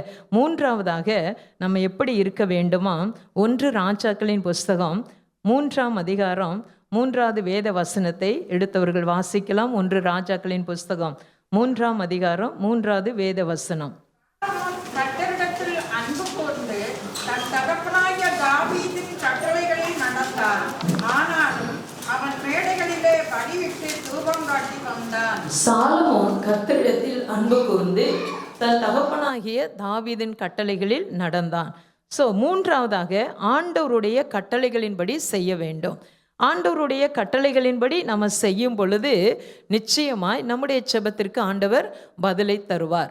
அப்போ ஆண்டவருடைய கட்டளை எது என்று பார்க்குமானால், ஆண்டவருடைய கட்டளையின்படி செய்கிறவர்களுக்கு கர்த்தர் என்ன கொடுக்கிறார் என்று வாசிப்போமானால், சங்கீதம் 103வது சங்கீதத்தில் 18வது வேத வசனத்தில் சொல்லப்பட்டிருக்கிற வார்த்தையை வாசிக்கலாம். அவருடைய உடன்படிக்கையை கைக்கொண்டு அவருடைய கட்டளைகளின்படி செய்ய நினைக்கிறவர்கள் மேலேயே உள்ளது. மேலே உள்ளது அப்படின்னா அவருடைய கட்டளைகளின்படி செய்ய நினைக்கிறவர்களுக்கு அந்த 17வது வசனம் 16வது வசனத்தில் சங்கீதம் 103 16 17 நீங்கள் வாசித்து பார்த்தீங்கன்னா கர்த்தருடைய கிருபையை குறித்து எழுதப்பட்டிருக்கிறது. அதுதான் அந்த வசனத்தில் 18 வாசம் அவருடைய உடன்படிக்கையை கை கொண்டு அவருடைய கட்டளைகளின்படி செய்ய நினைக்கிறவர்கள். ஸோ நாம் அந்த அவருடைய கட்டளைகளின்படி செய்ய நினைக்கணும். நம்ம நினச்சிட்டு அதை செய்யாமல் விட்டுறக்கூடாது. ஏன்னா ஆண்டவர் சொல்லி தீமையை செய்யாதே, இந்த வழியில் நடக்காதே, பொல்லாப்பை விட்டு விலகு, தீய நண்பர்களோடு போகாதே, கொலை செய்யாதே, களவு செய்யாதே, இந்த கட்டளைகளில் இருந்து நாம் என்ன செய்யணும்? விலகி விடணும். அப்போ அதை நம்ம செய்யவே கூடாது. அந்த உடன்படிக்கையை நாம் என்ன செய்யணும்? அதை அப்படியே கை கொண்டு நடக்கணும். ஆண்டவர் சொல்லியிருக்காரு இந்த இதெல்லாம் செய்யக்கூடாது, இதெல்லாம் செய்யணும்னு சொல்லியிருக்காரு. அப்போ செய்யக்கூடாதுங்கிறத நாம் அதை செய்யாமல் செய்யணும்னு சொன்னதை நம்ம கரெக்டாக அதை கடைபிடித்து வாழும் பொழுது அது நமக்கு ஆண்டவர் என்ன செய்கிறாராம்? கிருபையை தருகிறார். அப்போ ஆண்டவருடைய கட்டளைகளின்படி நடக்கும் பொழுது கர்த்தர் நமக்கு கிருபையை தருகிறார். அவருடைய உடன்படிக்கையை கை கொண்டு அவருடைய கட்டளைகளின்படி செய்கிறவர்களுக்கு கர்த்தர் கிருபையை அளிக்கிற தேவனாய் இருக்கிறார். அந்த கிருபை நமக்குள்ளே அதிகமாய் பெருகி காணப்படும். ஸோ ஆண்டவருடைய கட்டளைகளின்படி செய்யும் பொழுது நிச்சயமாய் அவருடைய கட்டளை பிரமாணங்களில் நடக்கும் பொழுது நிச்சயமாய் நம்முடைய செபத்தை ஆண்டவர் கேட்டு பதில் செய்கிற தேவனாய் இருக்கிறார். இதைத்தான் தாவீது பக்தன் சொல்லுகிறார். சங்கீதம் 111 7வது வசனத்தில் நடுப்பகுதியில் சொல்லப்பட்டிருக்கிறது, அவருடைய கட்டளைகள் எல்லாம் உண்மையானவைகளாம். ஆண்டவர் கொடுக்குற எல்லா கட்டளையிலும் உண்மை இருக்குது. அந்த உண்மையை நாம் கடைபிடிச்சு வாழணும். ஸோ அவருடைய கட்டளைகளில் உண்மை இருக்குதுன்னா அதை கடைபிடிக்கிற நம்முடைய வாழ்க்கையிலும் எல்லாத்துலேயும் உண்மை இருக்கணும். அந்த கட்டளைகளை கடைபிடிக்கிறதுலேயும் உண்மை இருக்கணும். நம்முடைய பரிசுத்த ஜீவியத்திலும் செப ஜீவியத்திலும் இந்த கிறிஸ்தவ வாழ்க்கையிலும் அதுலேயும் உண்மை இருக்கணும். அதே சங்கீதம் 112 1வது வசனம் சொல்லுகிறது, கட்டளைப்படி அவருடைய கட்டளைகளில் மிகவும் பிரியமாய் இருக்கிற மனுஷன் பாக்கியவான். கட்டளைகளை கடைபிடிக்கும் போது அதை உண்மையாய் கடைபிடிக்கணும். ஏன்னா அவருடைய கட்டளைகள் எல்லாம் உண்மையானவைகள். அப்போ அந்த உண்மையான கட்டளையை நாம் உண்மையாய் கடைபிடித்து வாழும் பொழுது ஆண்டவர் நமக்கு கிருபையை தருகிறார். கிருபையை தரும் பொழுது அந்த கட்டளைகளில் நடக்கும் பொழுது கர்த்தர் நமக்கு என்ன செய்கிறாரு? நம்முடைய செபத்தை, நம்முடைய விண்ணப்பத்தை, நம்முடைய மன விருப்பத்தை ஆண்டவர் நிறைவேற்றுகிறார். ஏனென்றால் நம்ம வாசித்தோம், கர்த்தருடைய கட்டளைகளில் மிகவும் பிரியமாக இருக்கிற மனுஷன். அந்த கட்டளையில் நம்ம பிரியமாக இருக்கணும். அதை நம்ம ஒரு பாரமாகவே எடுக்கக்கூடாது. இது என்னால் கடைபிடிக்க முடியலையே என்று சொல்லி நாம் அதை பின்வாங்கி போயிடக்கூடாது. ஆண்டவருடைய கட்டளைகள் என்னென்ன சொல்லப்பட்டு இருக்கிறதோ அந்த கட்டளைகளின்படி கரெக்டாக நம்ம நடந்தோமானா, அதிலே நம்ம நிலைத்து நிற்போமானால் நிச்சயமாக அவருடைய கட்டளைகள் எப்படி உண்மையானதோ அதே வார்த்தையில் நிலைத்திருக்கும்போது, உண்மையாய் நம்ம இருக்கும்போது, உண்மையுள்ள மனுஷனை ஆண்டவர் பரிபூரண ஆசீர்வாதத்தினாலும் கொஞ்சத்தில் உண்மையுள்ளவனை அநேகத்துக்கு அதிகாரியாகவும் நம்மை ஆண்டவர் வைப்பது அதிக நிச்சயம். அல்லேலூயா. ஏனென்றால் இன்னும் வேதத்தில் நீங்கள் வாசித்து பார்த்தீங்கன்னா சங்கீதம் 119 93வது வசனத்தை எடுத்து வாசித்து பார்த்தோமானால், நான் ஒருபோது உம்முடைய கட்டளைகளை மறக்க மாட்டேன், அவைகளால் நீர் என்னை உயிர்ப்பிப்பீர் என்று சொல்லி தாவீது சொல்கிறார். ஒருபோதும் எந்த சூழ்நிலையிலும், எந்த வேலைகளிலும், எந்த நிலைமையிலும் நம்முடைய கட்டளைகளை மறக்கவே மாட்டேன் தாவீதோட அனுபவம். ஸோ இந்த வார்த்தையை வாசிக்கிற கேட்கிற நீங்களும் நானும் இது உங்களுடைய அனுபவம், என்னுடைய அனுபவமாக மாறணும். நாமும் ஒருபோதும் ஆண்டவருடைய கட்டளைகளை மீறி போயிடக்கூடாது, மறந்து போயிடக்கூடாது, வழிதவறி போய்விடக்கூடாது, அதை விட்டுவிடக்கூடாது. அதை நாம் கடைபிடிக்கும் பொழுது அந்த வார்த்தைகள், அந்த கட்டளைகள் நம்ம என்ன செய்யுமா? உயிர்ப்பிக்குமா? உலர்ந்து கிடக்கிற எலும்புகளை, சோர்ந்து போய் இருக்கிற இருதயத்தை, தளர்ந்து போய் இருக்கிற கரங்களை, தள்ளாடுகிற முழங்கால்களை ஆண்டவர் என்ன செய்கிறாராம்? உயிர்ப்பிக்கிறார், பலப்படுத்துகிறார் என்று அர்த்தம். ஸோ ஆண்டவருடைய கட்டளைகளை ஒருபோதும் நம்ம மறக்கவே கூடாது. அவைகளால், அந்த கட்டளைகளை கடைபிடிப்பதினால் ஆண்டவர் உங்களுக்கும் எனக்கும் ஒரு உயிர்ப்பிக்கிற ஆவியை, அந்த நமக்குள்ள ஒரு உற்சாகத்தை கொடுக்கிற ஆவியை ஆண்டவர் தருகிறார். ஸோ அந்த கட்டளைகளை கடைபிடிக்கும் பொழுது எல்லா சோர்வுகளும் மாறி போகும், எல்லா பலவீனங்களும் மாறி போகும். நமக்குள்ளே ஒரு நல்ல உயிர் மீட்சியை ஆண்டவர் கொடுக்கிறார். ஸோ தேவனுடைய வார்த்தையின் கட்டளைகளின்படி நாம் நடக்கும் பொழுது நம்முடைய வாயின் வார்த்தைகளை, நம்முடைய செபத்தை ஆண்டவர் கேட்டு உதவி செய்கிறவராய் இருக்கிறார். அதே சங்கீதம் 119 159 வேத வசனத்தில் இந்த வார்த்தை எழுதப்பட்டு இருக்கிறது பாருங்க. இதோ உம்முடைய கட்டளைகளை நேசிக்கிறேன். பாருங்க, முதலாவது சொன்னாங்க உம்முடைய கட்டளைகள்லாம் உண்மையாய் இருக்கிறது. அந்த உண்மையான கட்டளைகளை நானும் உண்மையாய் கடைபிடிப்பேன் என்று தாவீதுடைய அனுபவம். ரெண்டாவது, அவருடைய கட்டளைகளில் நான் பிரியமாய் இருக்கிறேன், அதனால நான் பாக்கியவான், நான் பாக்கியவதி என்று அவர் சொல்லுகிறார். மூன்றாவதாக, அவருடைய கட்டளைகள் என்னை, அதை உண்மையாய் நான் கடைபிடிக்கிறதுனால அதை நான் மறக்க மாட்டேன், அந்த கட்டளைகளை நான் கடைபிடிக்கிறதுனால அது என்னை உயிர்ப்பிக்கிறதா இருக்கிறது, நான் இன்னும் பலனடைகிறவனா இருக்கிறேன், இன்னும் உற்சாகத்தோடு காணப்படுகிறவனா இருக்கிறேன் என்று சொல்லுகிறார். அது மாத்திரமல்ல, அவருடைய அனுபவம் இன்னும் கூட எக்ஸ்ட்ரா போய்கிட்டு இருக்கு.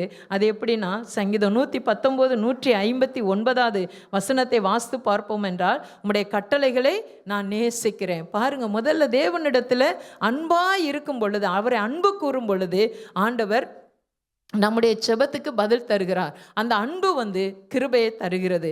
ரெண்டாவதாக, ஆண்டவர் கொடுக்கிற அந்த அறிவிலே நம்ம நடக்கும் பொழுது, அவருடைய கட்டளை பிரமாணங்களில் உண்மையாக நடந்து வரும் பொழுது அவர் நமக்கு என்ன செய்கிறார், பொல்லாப்பை விட்டு விலகும்போது, கர்த்தருடைய வார்த்தைக்கு பயந்து அவர் வழிகளில் நடக்கும் பொழுது கர்த்தர் நமக்கு என்ன செய்கிறார், கிருபையை தந்து நமக்கு நல்ல புத்தியை தருகிறார். ஸோ நல்ல புத்தியோடு நம்ம ஒரு மனதோடு செபிக்கும் பொழுது ஆண்டவர் நம்முடைய செபத்துக்கு பதில் தருகிறார். மூன்றாவது, நம்ம தியானித்து கொண்டிருக்கிறோம், அவருடைய கட்டளைகளில் நம்ம என்ன செய்யணுமா, பிரியமாக இருக்கணும், உண்மையாக இருக்கணும். அது மாத்திரம் இல்லை, அந்த ஒருபோதும் அதை மறக்கக்கூடாது.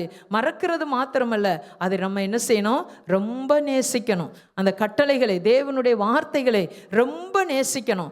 நேசித்து நம்ம செயல்படும் பொழுது வசனம் சொல்லுகிறது, உம்முடைய கட்டளைகளை நேசிக்கிறேன் கர்த்தாவே, உமது கிருபையின்படி என்னை, இங்கேயும் சொல்லப்பட்டிருக்கிறது உயிர்ப்பி, உம்முடைய கிருபை என்னை அனுதினமும் அந்த நேசிக்கிற அந்த வார்த்தையின் மூலமாக என்னை உயிர்ப்பிக்கட்டும். ஒவ்வொரு நாளும் ஒவ்வொரு வாக்குத்தத்தம் நமக்கு கிடைக்கும்போது, அந்த வார்த்தை நமக்கு கிடைக்கும்போது எவ்வளோ உற்சாகமாக இருக்கிறது.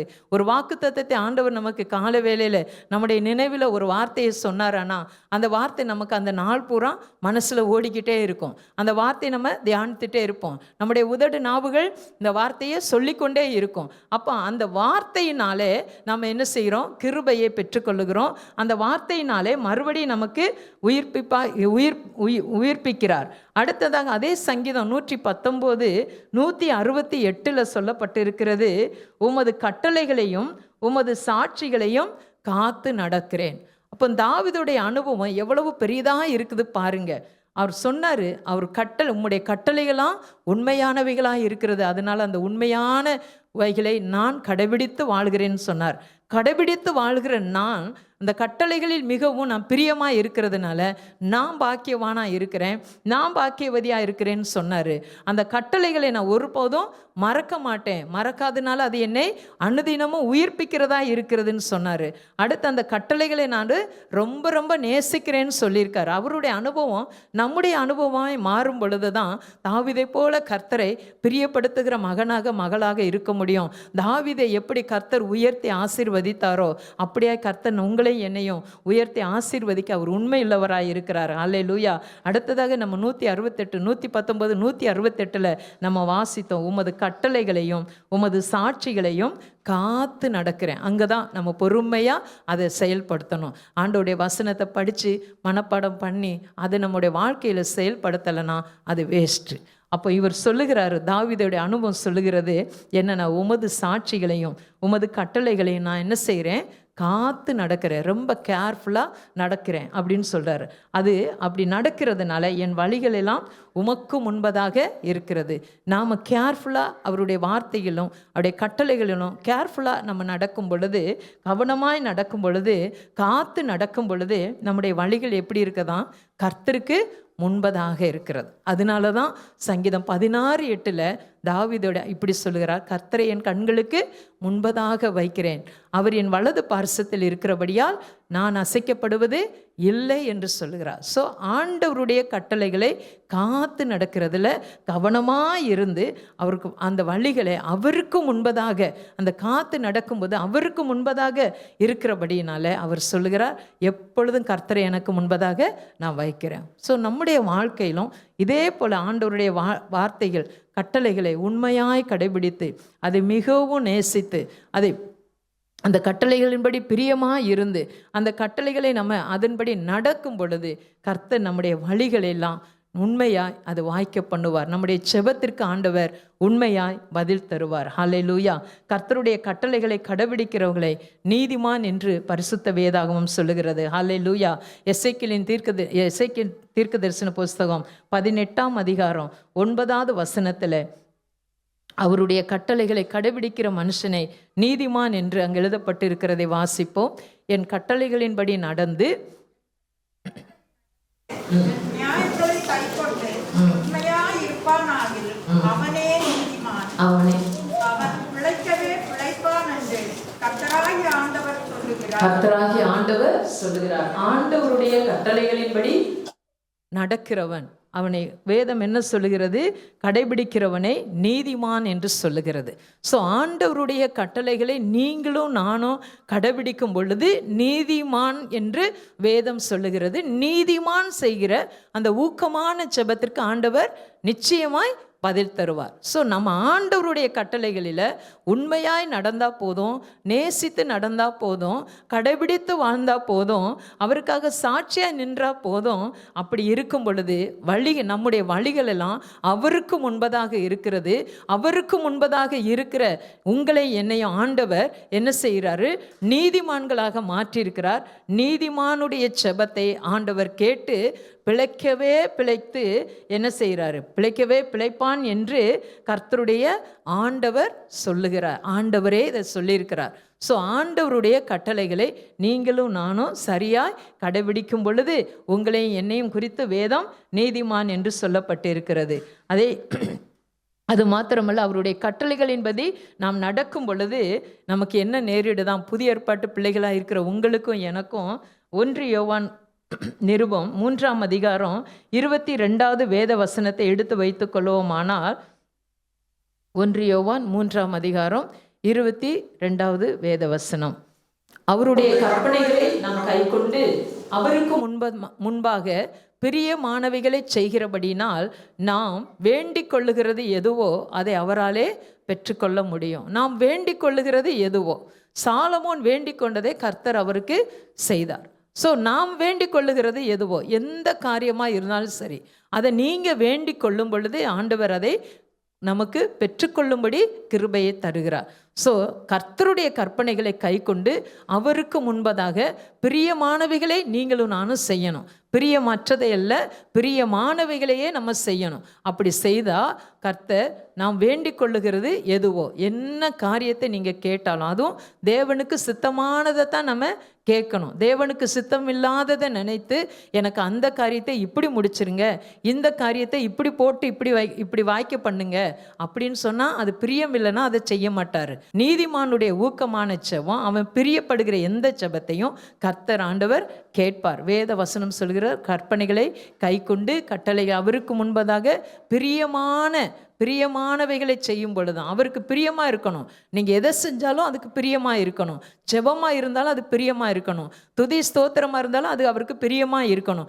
எல்லாம் அவருக்கு பிரியமானதை செய்யும் பொழுது நீங்கள் என்ன கேட்டாலும், நீங்கள் வேண்டிக் கொள்ளுகிறது எதுவோ அதை அவராலே, நீங்கள் வேண்டிக் கொண்டுகிற தேவனாலே உங்களுக்கு கொடுக்கப்படும் என்று பரிசுத்த வேதாகமம் சொல்லுகிறது. ஹல்லேலூயா. ஸோ ஆண்டவருக்கு பிரியமான வழிகளிலே நீங்களும் நானும் நடந்து அவராலே அவருடைய நாமத்தினாலே கேட்டுக்கொள்ளுகிறது எதுவாக இருந்தாலும் அதை அவரிடத்திலிருந்தே நாம் பெற்றுக்கொள்ளுகிற கிருபை நிறைந்த மகனாக மகளாக இருப்போம். கர்த்தர் நம்மை ஆசீர்வதிப்பாராக. ஹல்லேலூயா. 4வதாக 1 ராஜாக்களின் புஸ்தகம் 2ஆம் அதிகாரம் 4வது வேத வசனத்தை எடுத்து வைத்துக் கொள்ளுவோம். எழுதியிருக்கிறபடி நீ உன் தேவனாகிய கர்த்தருடைய கட்டளைகளையும் கற்பனைகளையும் நியாயங்களையும் சாட்சிகளையும் கைக்கொள்ள அவர் வழிகளில் நடக்கும்படிக்கு அவருடைய காவலை காப்பாயாக. அவருடைய வழிகளில் நடந்து அவருடைய காவலை காப்பாயாக. அங்கே எழுதப்பட்டு இருக்கிறது, உன் தேவனாகிய கர்த்தருடைய கட்டளைகளையும் கற்பனைகளையும் நியாயங்களையும் சாட்சிகளையும் கைக்கொள்ள அவர் வழிகளிலே நடக்கும்படிக்கு. அவர் வழியில் நடக்கணும். நம்ம சொந்த வழியில் நாம் நடந்து ஆண்டவரே என் கூட வாங்க அப்படின்னு நம்ம கூட்டிகிட்டு போகக்கூடாது. அவர் நமக்குன்னு ஒரு வழியை வச்சிருக்கார். ஏன்னா அவரே நமக்கு வழியும் சத்தியமும் ஜீவனுமாக இருக்கிறார். அப்போ அவர் வழி, அவர் காண்பிக்கிற அந்த வழியில் நாம் போகணும். அது செம்மையான வழியாக இருக்கும். நாம் காண்பிக்கிற வழி, நாம் நினைத்திருக்கிற வழி அது கரடு முரடான பாதைகளாக இருக்கும், அது பொல்லாதாக இருக்கும், அங்கே தீங்கி இருக்கும். அந்த வழிகளில் ஆண்டவரை ஏன் கூட வாங்க அப்படின்னா அதில் நமக்கு தோல்வி தான் உண்டாகும். ஏனென்றால் வேத வசனம் மிக தெளிவாக சொல்லப்பட்டு இருக்கிறது. அவருடைய கற்பனைகளை நியாயங்களை கை கொண்டு அதன்படி நடக்கும்போது, அவர் வழிகளில் நடக்கும்போது அவருடைய காவலை நம்ம என்ன செய்யணுமா? காக்கணும். அந்த காவல் அவருடைய வழியில், அவர் இப்படி தான் போ, நேர் வழியில் போ அப்படின்னா அந்த வழியில் கரெக்டாக போகணும். அப்படி நாம் போகும் பொழுது அதில் கொஞ்சம் கூட வலதுபுறம் இடதுபுறம் சாயாதபடி நேர் வழியில் கர்த்தருடைய ஆவியானவரால் நேராக நம்ம நடத்தப்படுவோமானால் நிச்சயமாக இதில் ஒரு ஜெயத்தை ஆண்டவர் தருவார். அப்போ கர்த்தருடைய வழிகளிலும் அவர் நடக்கும்படிக்கு நாம் நேர் வழியில் நம்ம நடக்கும் பொழுது கர்த்தர் நம்முடைய ஜெபத்தை கேட்கிற தேவனாக இருக்கிறார். நீதிமொழியின் புஸ்தகம் 8ஆம் அதிகாரம் 32வது வேத வசனத்தை எடுத்து வைத்து கொள்வோமானால், ஆதலால் பிள்ளைகளே எனக்கு செவி கொடுங்கள், என் வழிகளை காத்து நடக்கிறவர்கள் பாக்கியவான்கள். ஆண்டவருடைய வழிகளில் நடக்கணும்னா அவருக்கு நாம் என்ன செய்யணும்? செவி கொடுக்கிறவர்களாக இருக்கணும். அவரிடத்தில் அன்பு கூறும் பொழுது ஆண்டவர் நமக்கு என்ன செய்கிறார்? நம்முடைய ஜெபத்தை கேட்கிற தேவனாய் இருக்கிறார். அப்போ அவரிடத்தில் அன்பு கூறும் பொழுது ஆண்டவர் நமக்கு நம்முடைய ஜெபத்தை கேட்டு நமக்கு பதில் தருகிற தேவனாய் இருக்கிறார். அவருடைய வழிகள் நடந்து புத்தியாய் நடக்கும் பொழுது ஆண்டவர் நம்முடைய ஜெபத்துக்கு பதில் தருகிற தேவனாய் இருக்கிறார். அவருடைய கட்டளைகளின்படி நடக்கும் பொழுது ஆண்டவர் நம்மை நீதிமான்களாக்கி நம்முடைய ஜெபத்திற்கு பதில் தருகிற தேவனாய் இருக்கிறார். கடைசியாக நம்ம தியானித்து கொண்டு இருக்கிறோம், அவர் வழிகளிலே நாம் நடக்கணுமா? அவர் வழிகளில் அதை காத்து நடக்கிறவர்களாக இருக்கணும். அந்த வழிகளை சரியான பாதையில், சரியான வேலையில், சரியான ஆலோசனைப்படி நாம் அவருடைய கர்த்தருடைய வழிகளில் நடந்து போவோமானால் நீங்களும் நானும் பாக்கியவான்களாக இருப்போம். அப்போ கர்த்தருடைய வழிகளில் நடக்கணும்னா அவருக்கு செவி கொடுக்கிறவர்களாக இருக்கணும், அவருடைய சத்தத்துக்கு கீழ்ப்படுகிறவர்களாக இருக்கணும். அந்த வார்த்தையை கேட்டு நம்ம அப்படியே உள்வாங்கிட்டு போயிட்டு அது கீழ்ப்படியலைன்னா அந்த வார்த்தையை கேட்டு பிரயோஜனமே இல்லை. அந்த வார்த்தையை கேட்டு அந்த வார்த்தை சொல்லுகிற அந்த சட்டதிட்டத்தின்படி, அதாவது அந்த வார்த்தையுடைய உட்கொள்ளுதலின்படி நாம் அதை கேட்டு அப்படியே நம்ம வாழ்க்கையில் அதை அப்ளை பண்ணுவோமானால், அதை அப்படியே செய்வோமானால் நிச்சயமாய் கர்த்தர் உங்களுடைய ஜெபத்தை, என்னுடைய ஜெபத்தை ஆண்டவர் கேட்டு நம்முடைய விருப்பத்தை நிறைவேற்றுகிற தேவனாய் இருக்கிறார். ஸோ வாசித்தோம் நீதிமொழிகள் 8:32, ஆதலால் பிள்ளைகளே எனக்கு செவி கொடுங்கள். கர்த்தருக்கு செவி கொடுக்கிற மகனாக மகளாக நம்ம இருக்கும் பொழுது அவருடைய வழிகளிலே நம்ம நடப்போம். நாம் நடந்த அந்த வழிகளில், நம்ம போய்கொண்டு இருக்க அந்த வழிகளில் அது கர்த்தருக்கு பிரியமான வழிகளாக இருந்தால் நிச்சயமாய் நம்முடைய ஜெபத்துக்கு பதிலை தருகிற தேவனாய் இருக்கிறார். அதே நீதிமொழிகளின் புஸ்தகம் 10ஆம் அதிகாரம் 29வது வசனத்தில், கர்த்தரின் வழி உத்தமருக்கு அரண், அக்கிரமக்காரருக்கோ கலக்கம். அப்போ ஆண்டவர் காண்பிக்கிற வழிகளில் நாம் போகும் பொழுது அது நமக்கு பாதுகாப்பை தருகிறது, அரணாக இருந்து பாதுகாத்து கொள்கிறது. ஸோ சுய வழியில் நம்ம ஒரு நாளும் போயிடக்கூடாது. நம்ம சுய வழியில் போனால் அதில் கலக்கம் வந்துடும், அதில் கண்ணீர் வந்துடும், அதில் வேதனைகள் வந்துடும், அதில் பாடுகள் வந்துடும். ஆனால் வேத வசனம் சொல்கிறது கர்த்தரின் வழி உத்தமர்களுக்கு அரண், அது ஒரு பாதுகாப்பை போன்று நம்ம சரியான வழியில் நடத்தி, செம்மையான பாதைகளை நம்மை நடத்தி, நேர்மையான பாதைகளை நம்ம நடத்தி, கர்த்தர் நம்மளை நித்தமும் நடத்தி மகா வறட்சியான காலங்களிலும் ஆத்துமாவை ஆண்டவர் என்ன செய்வார்? திருப்தி ஆக்குவார். உங்களையும் என்னையும் நம்முடைய எலும்புகளை நினமுள்ளதாக்குவார். நீர்ப்பாய்ச்சன தோட்டத்தைப் போல, வற்றாத நீரூற்றைப் போல நீங்களும் நானும் வாழ்ந்திருக்கும்படி ஆண்டவர் கிருபை செய்வார். ஹல்லேலூயா. ஸோ அவருடைய வழிகளிலே நீங்களும் நானும் நடக்கும் பொழுது கர்த்தருடைய வழி உத்தமர்களுக்கு அரண் என்று சொல்லப்பட்ட வார்த்தையின்படி அது நமக்கு ஒரு பாதுகாப்பை தரும். அது நமக்கு ஒரு அவருடைய வழிகள் நடக்கும்போது ஒரு ஆசீர்வாத மேன்மையை தரும், ஒரு உயர்வை தரும். ஸோ அவர் வழியில் நடந்து அவருக்கு பிரியமானதை நம்ம செய்யும் பொழுது அது நமக்கு அரணாக, பாதுகாப்பாக, சந்தோஷமாக, சமாதானமாக வாழும்படி கர்த்தர் கிருபை செய்கிறார். அது மாத்திரமல்ல, சகரியா தீர்க்கதரிசி கர்த்தருடைய வழிகளில் நடந்ததை அவர் சொல்லுகிறார். சகரியா தீர்க்கதரிசியின் புஸ்தகம் 3ஆம் அதிகாரம் 7வது வேத வசனத்தை எடுத்து வைத்துக் கொள்ளுவோம்.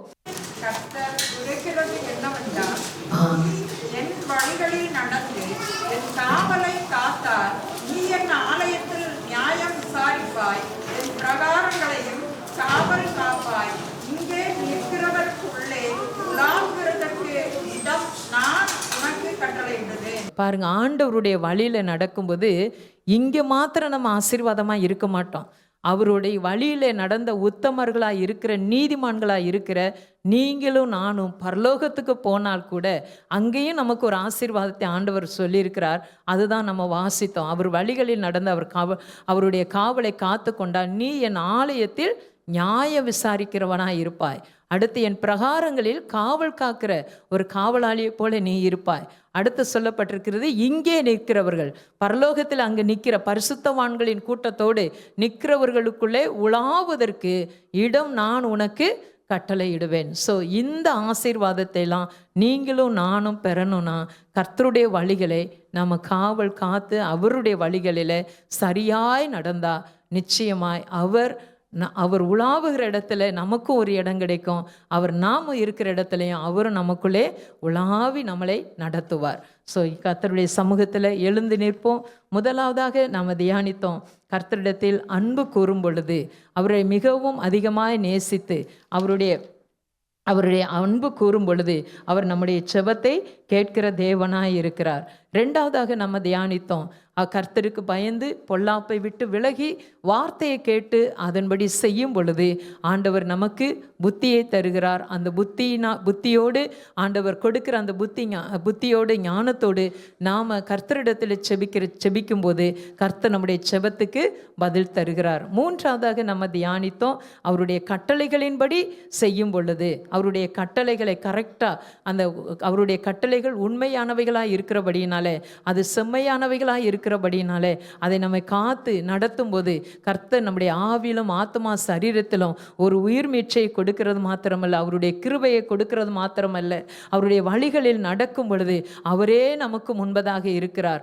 அவர் நமக்கு முன்பதாக இருக்கும் பொழுது, நம்முடைய வலது பார்சத்தில் அவர் இருக்கும் பொழுது நீங்களும் நானும் நீதிமான்கள் ஆக்கப்படுகிறோம். நீதிமான்கள் ஆக்கப்பட்டது நிமித்தமாய் கர்த்தர் நம்முடைய நீதிமான்களுடைய ஊக்கமான செபத்திற்கு ஆண்டவர் பதில் தருகிற தேவனாய் இருக்கிறார். அவருடைய வழிகளிலே நடக்கும் பொழுது அவர் நமக்கு வேண்டிக் கொள்ளுவதைக்கும் நினைப்பதற்கும் அதிகமான காரியங்களை ஆண்டவர் செய்கிறார் என்று தியானித்தோம். கடைசியாக நான்காவதாக அவர் வழியிலே நடக்கிற ஒவ்வொருவரையும் ஆண்டவர் நமக்கு நல்ல ஒரு பாதுகாப்பை, நல்ல ஒரு ஆசீர்வாத நன்மையை அவர் நம்மை தொடர்ந்து நம்மை ஆசீர்வதிக்கிறதை, நம்முடைய செபத்திற்கு பதில் தருகிறதை நீங்களும் நானும் பார்க்க போகிறோம். அப்படியே கரங்களை உயர்த்தி, ஆண்டவரே உம்மை அதிகமாய் நேசிக்கிற இருதயத்தை எனக்கு நீங்கள் தாங்கப்பா, இன்னும் உம்மை அதிகமாய் நேசிக்கணும், இன்னும் உம்மை அதிகமாய் தேடணும். அப்படியே வாய்களை திறந்து சொல்லுவீர்களா? ஹல்லேலூயா. இது கர்த்தருடைய சமூகத்தில் நாமை தாழ்த்தி அவருக்கு ஒப்பு கொடுத்து அவரை நோக்கி பார்த்து செபிக்கிற ஒரு செபமாக இருக்கட்டும். ஹல்லேலூயா. அப்பா, இந்த நேரத்தில் உண்மையாக உம்முடைய சத்திய வார்த்தையை கேட்டு உம்முடைய வழிகளில் நடப்பேன், உம்மை நேசிப்பேன், உம்முடைய கட்டளைகளை உம்முடைய நியாயங்களை நான் கடைபிடிப்பேன், அதை காத்து நடப்பேன். நம்முடைய வழிகளில் நீர் எனக்கு காண்பிக்கிற வழிகளில் சரியாய் நான் ஓடுவேன் என்று சொல்லி ஆண்டவரே தன்னை தானே ஒப்பு கொடுக்கிற ஒவ்வொரு பிள்ளைகளுடைய இருதயத்தின் வாஞ்சை விருப்பத்தை ஆண்டவர் ஆண்டவரே அப்பா ஒப்பு கொடுக்கிற ஒவ்வொரு பிள்ளைகளுடைய மன விருப்பத்தை ஆண்டவரே நீங்கள் அறிந்திருக்கிறீங்க சாமி. அதையெல்லாம் ஆண்டவரே நீங்கள் நிறைவேற்றி கொடுக்க நீர் நல்லவராய் இருக்கிறதற்காக உமக்கு கோடான கோடி ஸ்தோத்திரம் அப்பா. இன்னும் அதிகமாய் நேசிக்க இந்த உலகத்தில் உள்ளவைகளை எல்லாம் விட்டு அப்பா இன்னும் உம்மை அதிகமாய் நேசிக்க, முழு பலத்தோடு உம்மை நேசிக்க, முழு இருதயத்தோடு உம்மை நேசிக்க, முழு ஆன்மாவோடு உம்மை நேசிக்க தேட கர்த்தர் நீங்க கிருபை தாங்கப்பா, கிருபை தாங்க. இந்த உலகத்தை அல்ல, உலகத்தில் உள்ளவைகளை அல்ல, எங்களுக்கு உண்டான யாதொரு மேன்மையானவைகளையும் அல்ல சாமி, உம்மையே இயேசுவை உம்மையே நாங்கள் அதிகமாய் நேசிக்க எங்களுக்கு கிருபை தாங்கப்பான்னு சொல்லி கேளுங்க. அன்று பாவியான ஸ்திரீ ஆண்டவருடைய பாதத்திலே வந்து தன் கண்ணீரை அவருடைய பாதத்திலே விட்டு அவளுடைய தலை மயிரினாலே அதை துடைத்து அவளை அவ்வளவாய் நேசித்தாரே. இவள் என்னை மிகவும் அன்பு கூர்ந்தாள். இந்த சுவிசேஷம் சொல்லப்படுகிற இடங்களில் எல்லாம் இவளை நினைவு கூறப்படும் என்று சொன்னாரே. அப்படியே ஆண்டவரை நேசிக்கிற பிள்ளைகளை கர்த்தர் நினைவு கூறுகிற தேவனாய் இருக்கிறார். அல்லேலூயா. அந்த தேவாதி தேவனை உள்ளத்தின் ஆழத்திலிருந்து அப்பா இன்னும்மை அதிகமாய் நேசிக்க, இன்னும்மை அம்மிடத்தில் அதிகமாய் நேசிக்க, இன்னும்மை அதிகமாய் ஆண்டவரை பின்பற்றி வர, உம்முடைய கட்டளை பிரமாணங்களை நான் கடைபிடிக்க, உம்முடைய வழிகளிலே நான் காத்து நடக்க அப்பா நீங்க எனக்கு கிருபை தாங்க. நீங்க கிருபை தந்தாதான் நான் அதை காத்து நடக்க முடியும் சாமி. கிருபை தாங்கன்னு சொல்லி வாயை திறந்து கேளுங்க. நம்ம சுய பலத்தினாலேயோ ஞானத்தினாலேயோ இப்படிப்பட்ட வழிகளை நம்ம நடக்கவே முடியாது. கர்த்தருடைய கிருபை இருந்தா மாத்திரம்தான், கர்த்தருடைய ஆலோசனை இருந்தா மாத்திரம்தான், கர்த்தருடைய வழி நடத்துதல் இருந்தால் மாத்திரம்தான் அவருடைய வழிகளில் நடக்க முடியும். அவருடைய கட்டளைகளை கடைபிடிக்க முடியும், அதை காத்து நடக்க முடியும், அவரை அதிகமாய் நேசிக்க முடியும். அதுக்கு நீங்க எனக்கு கிருபை தாங்கப்பான்னு சொல்லி அல்லேலூயா இன்னும் அதிகமா உம்மை நேசிப்பேன் என்று சொல்லி அல்லேலூயா வலது கரத்தை உயர்த்தி எங்களோடு கூட சேர்ந்து அல்லேலூயா உமக்கு நன்றி அப்பா. ஆமென் ஆண்டவரே. அன்பு கூறுவேன் இன்னும் அதிகமாய்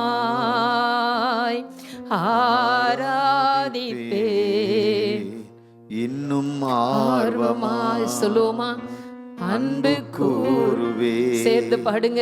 ஆமென். இன்னும் அதிகமாய் ஆராதிப்பே இன்னும் ஆர்வமாய் கரங்களை தட்டி முழு உள்ளத்தோடு ஆராதிப்பே முழு பலத்தோடு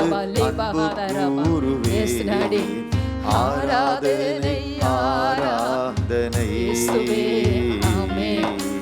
ஆராதனை ஆராதனை செய்யா ஆராதனை ஆராதனை ஆராதனை ஆராதனை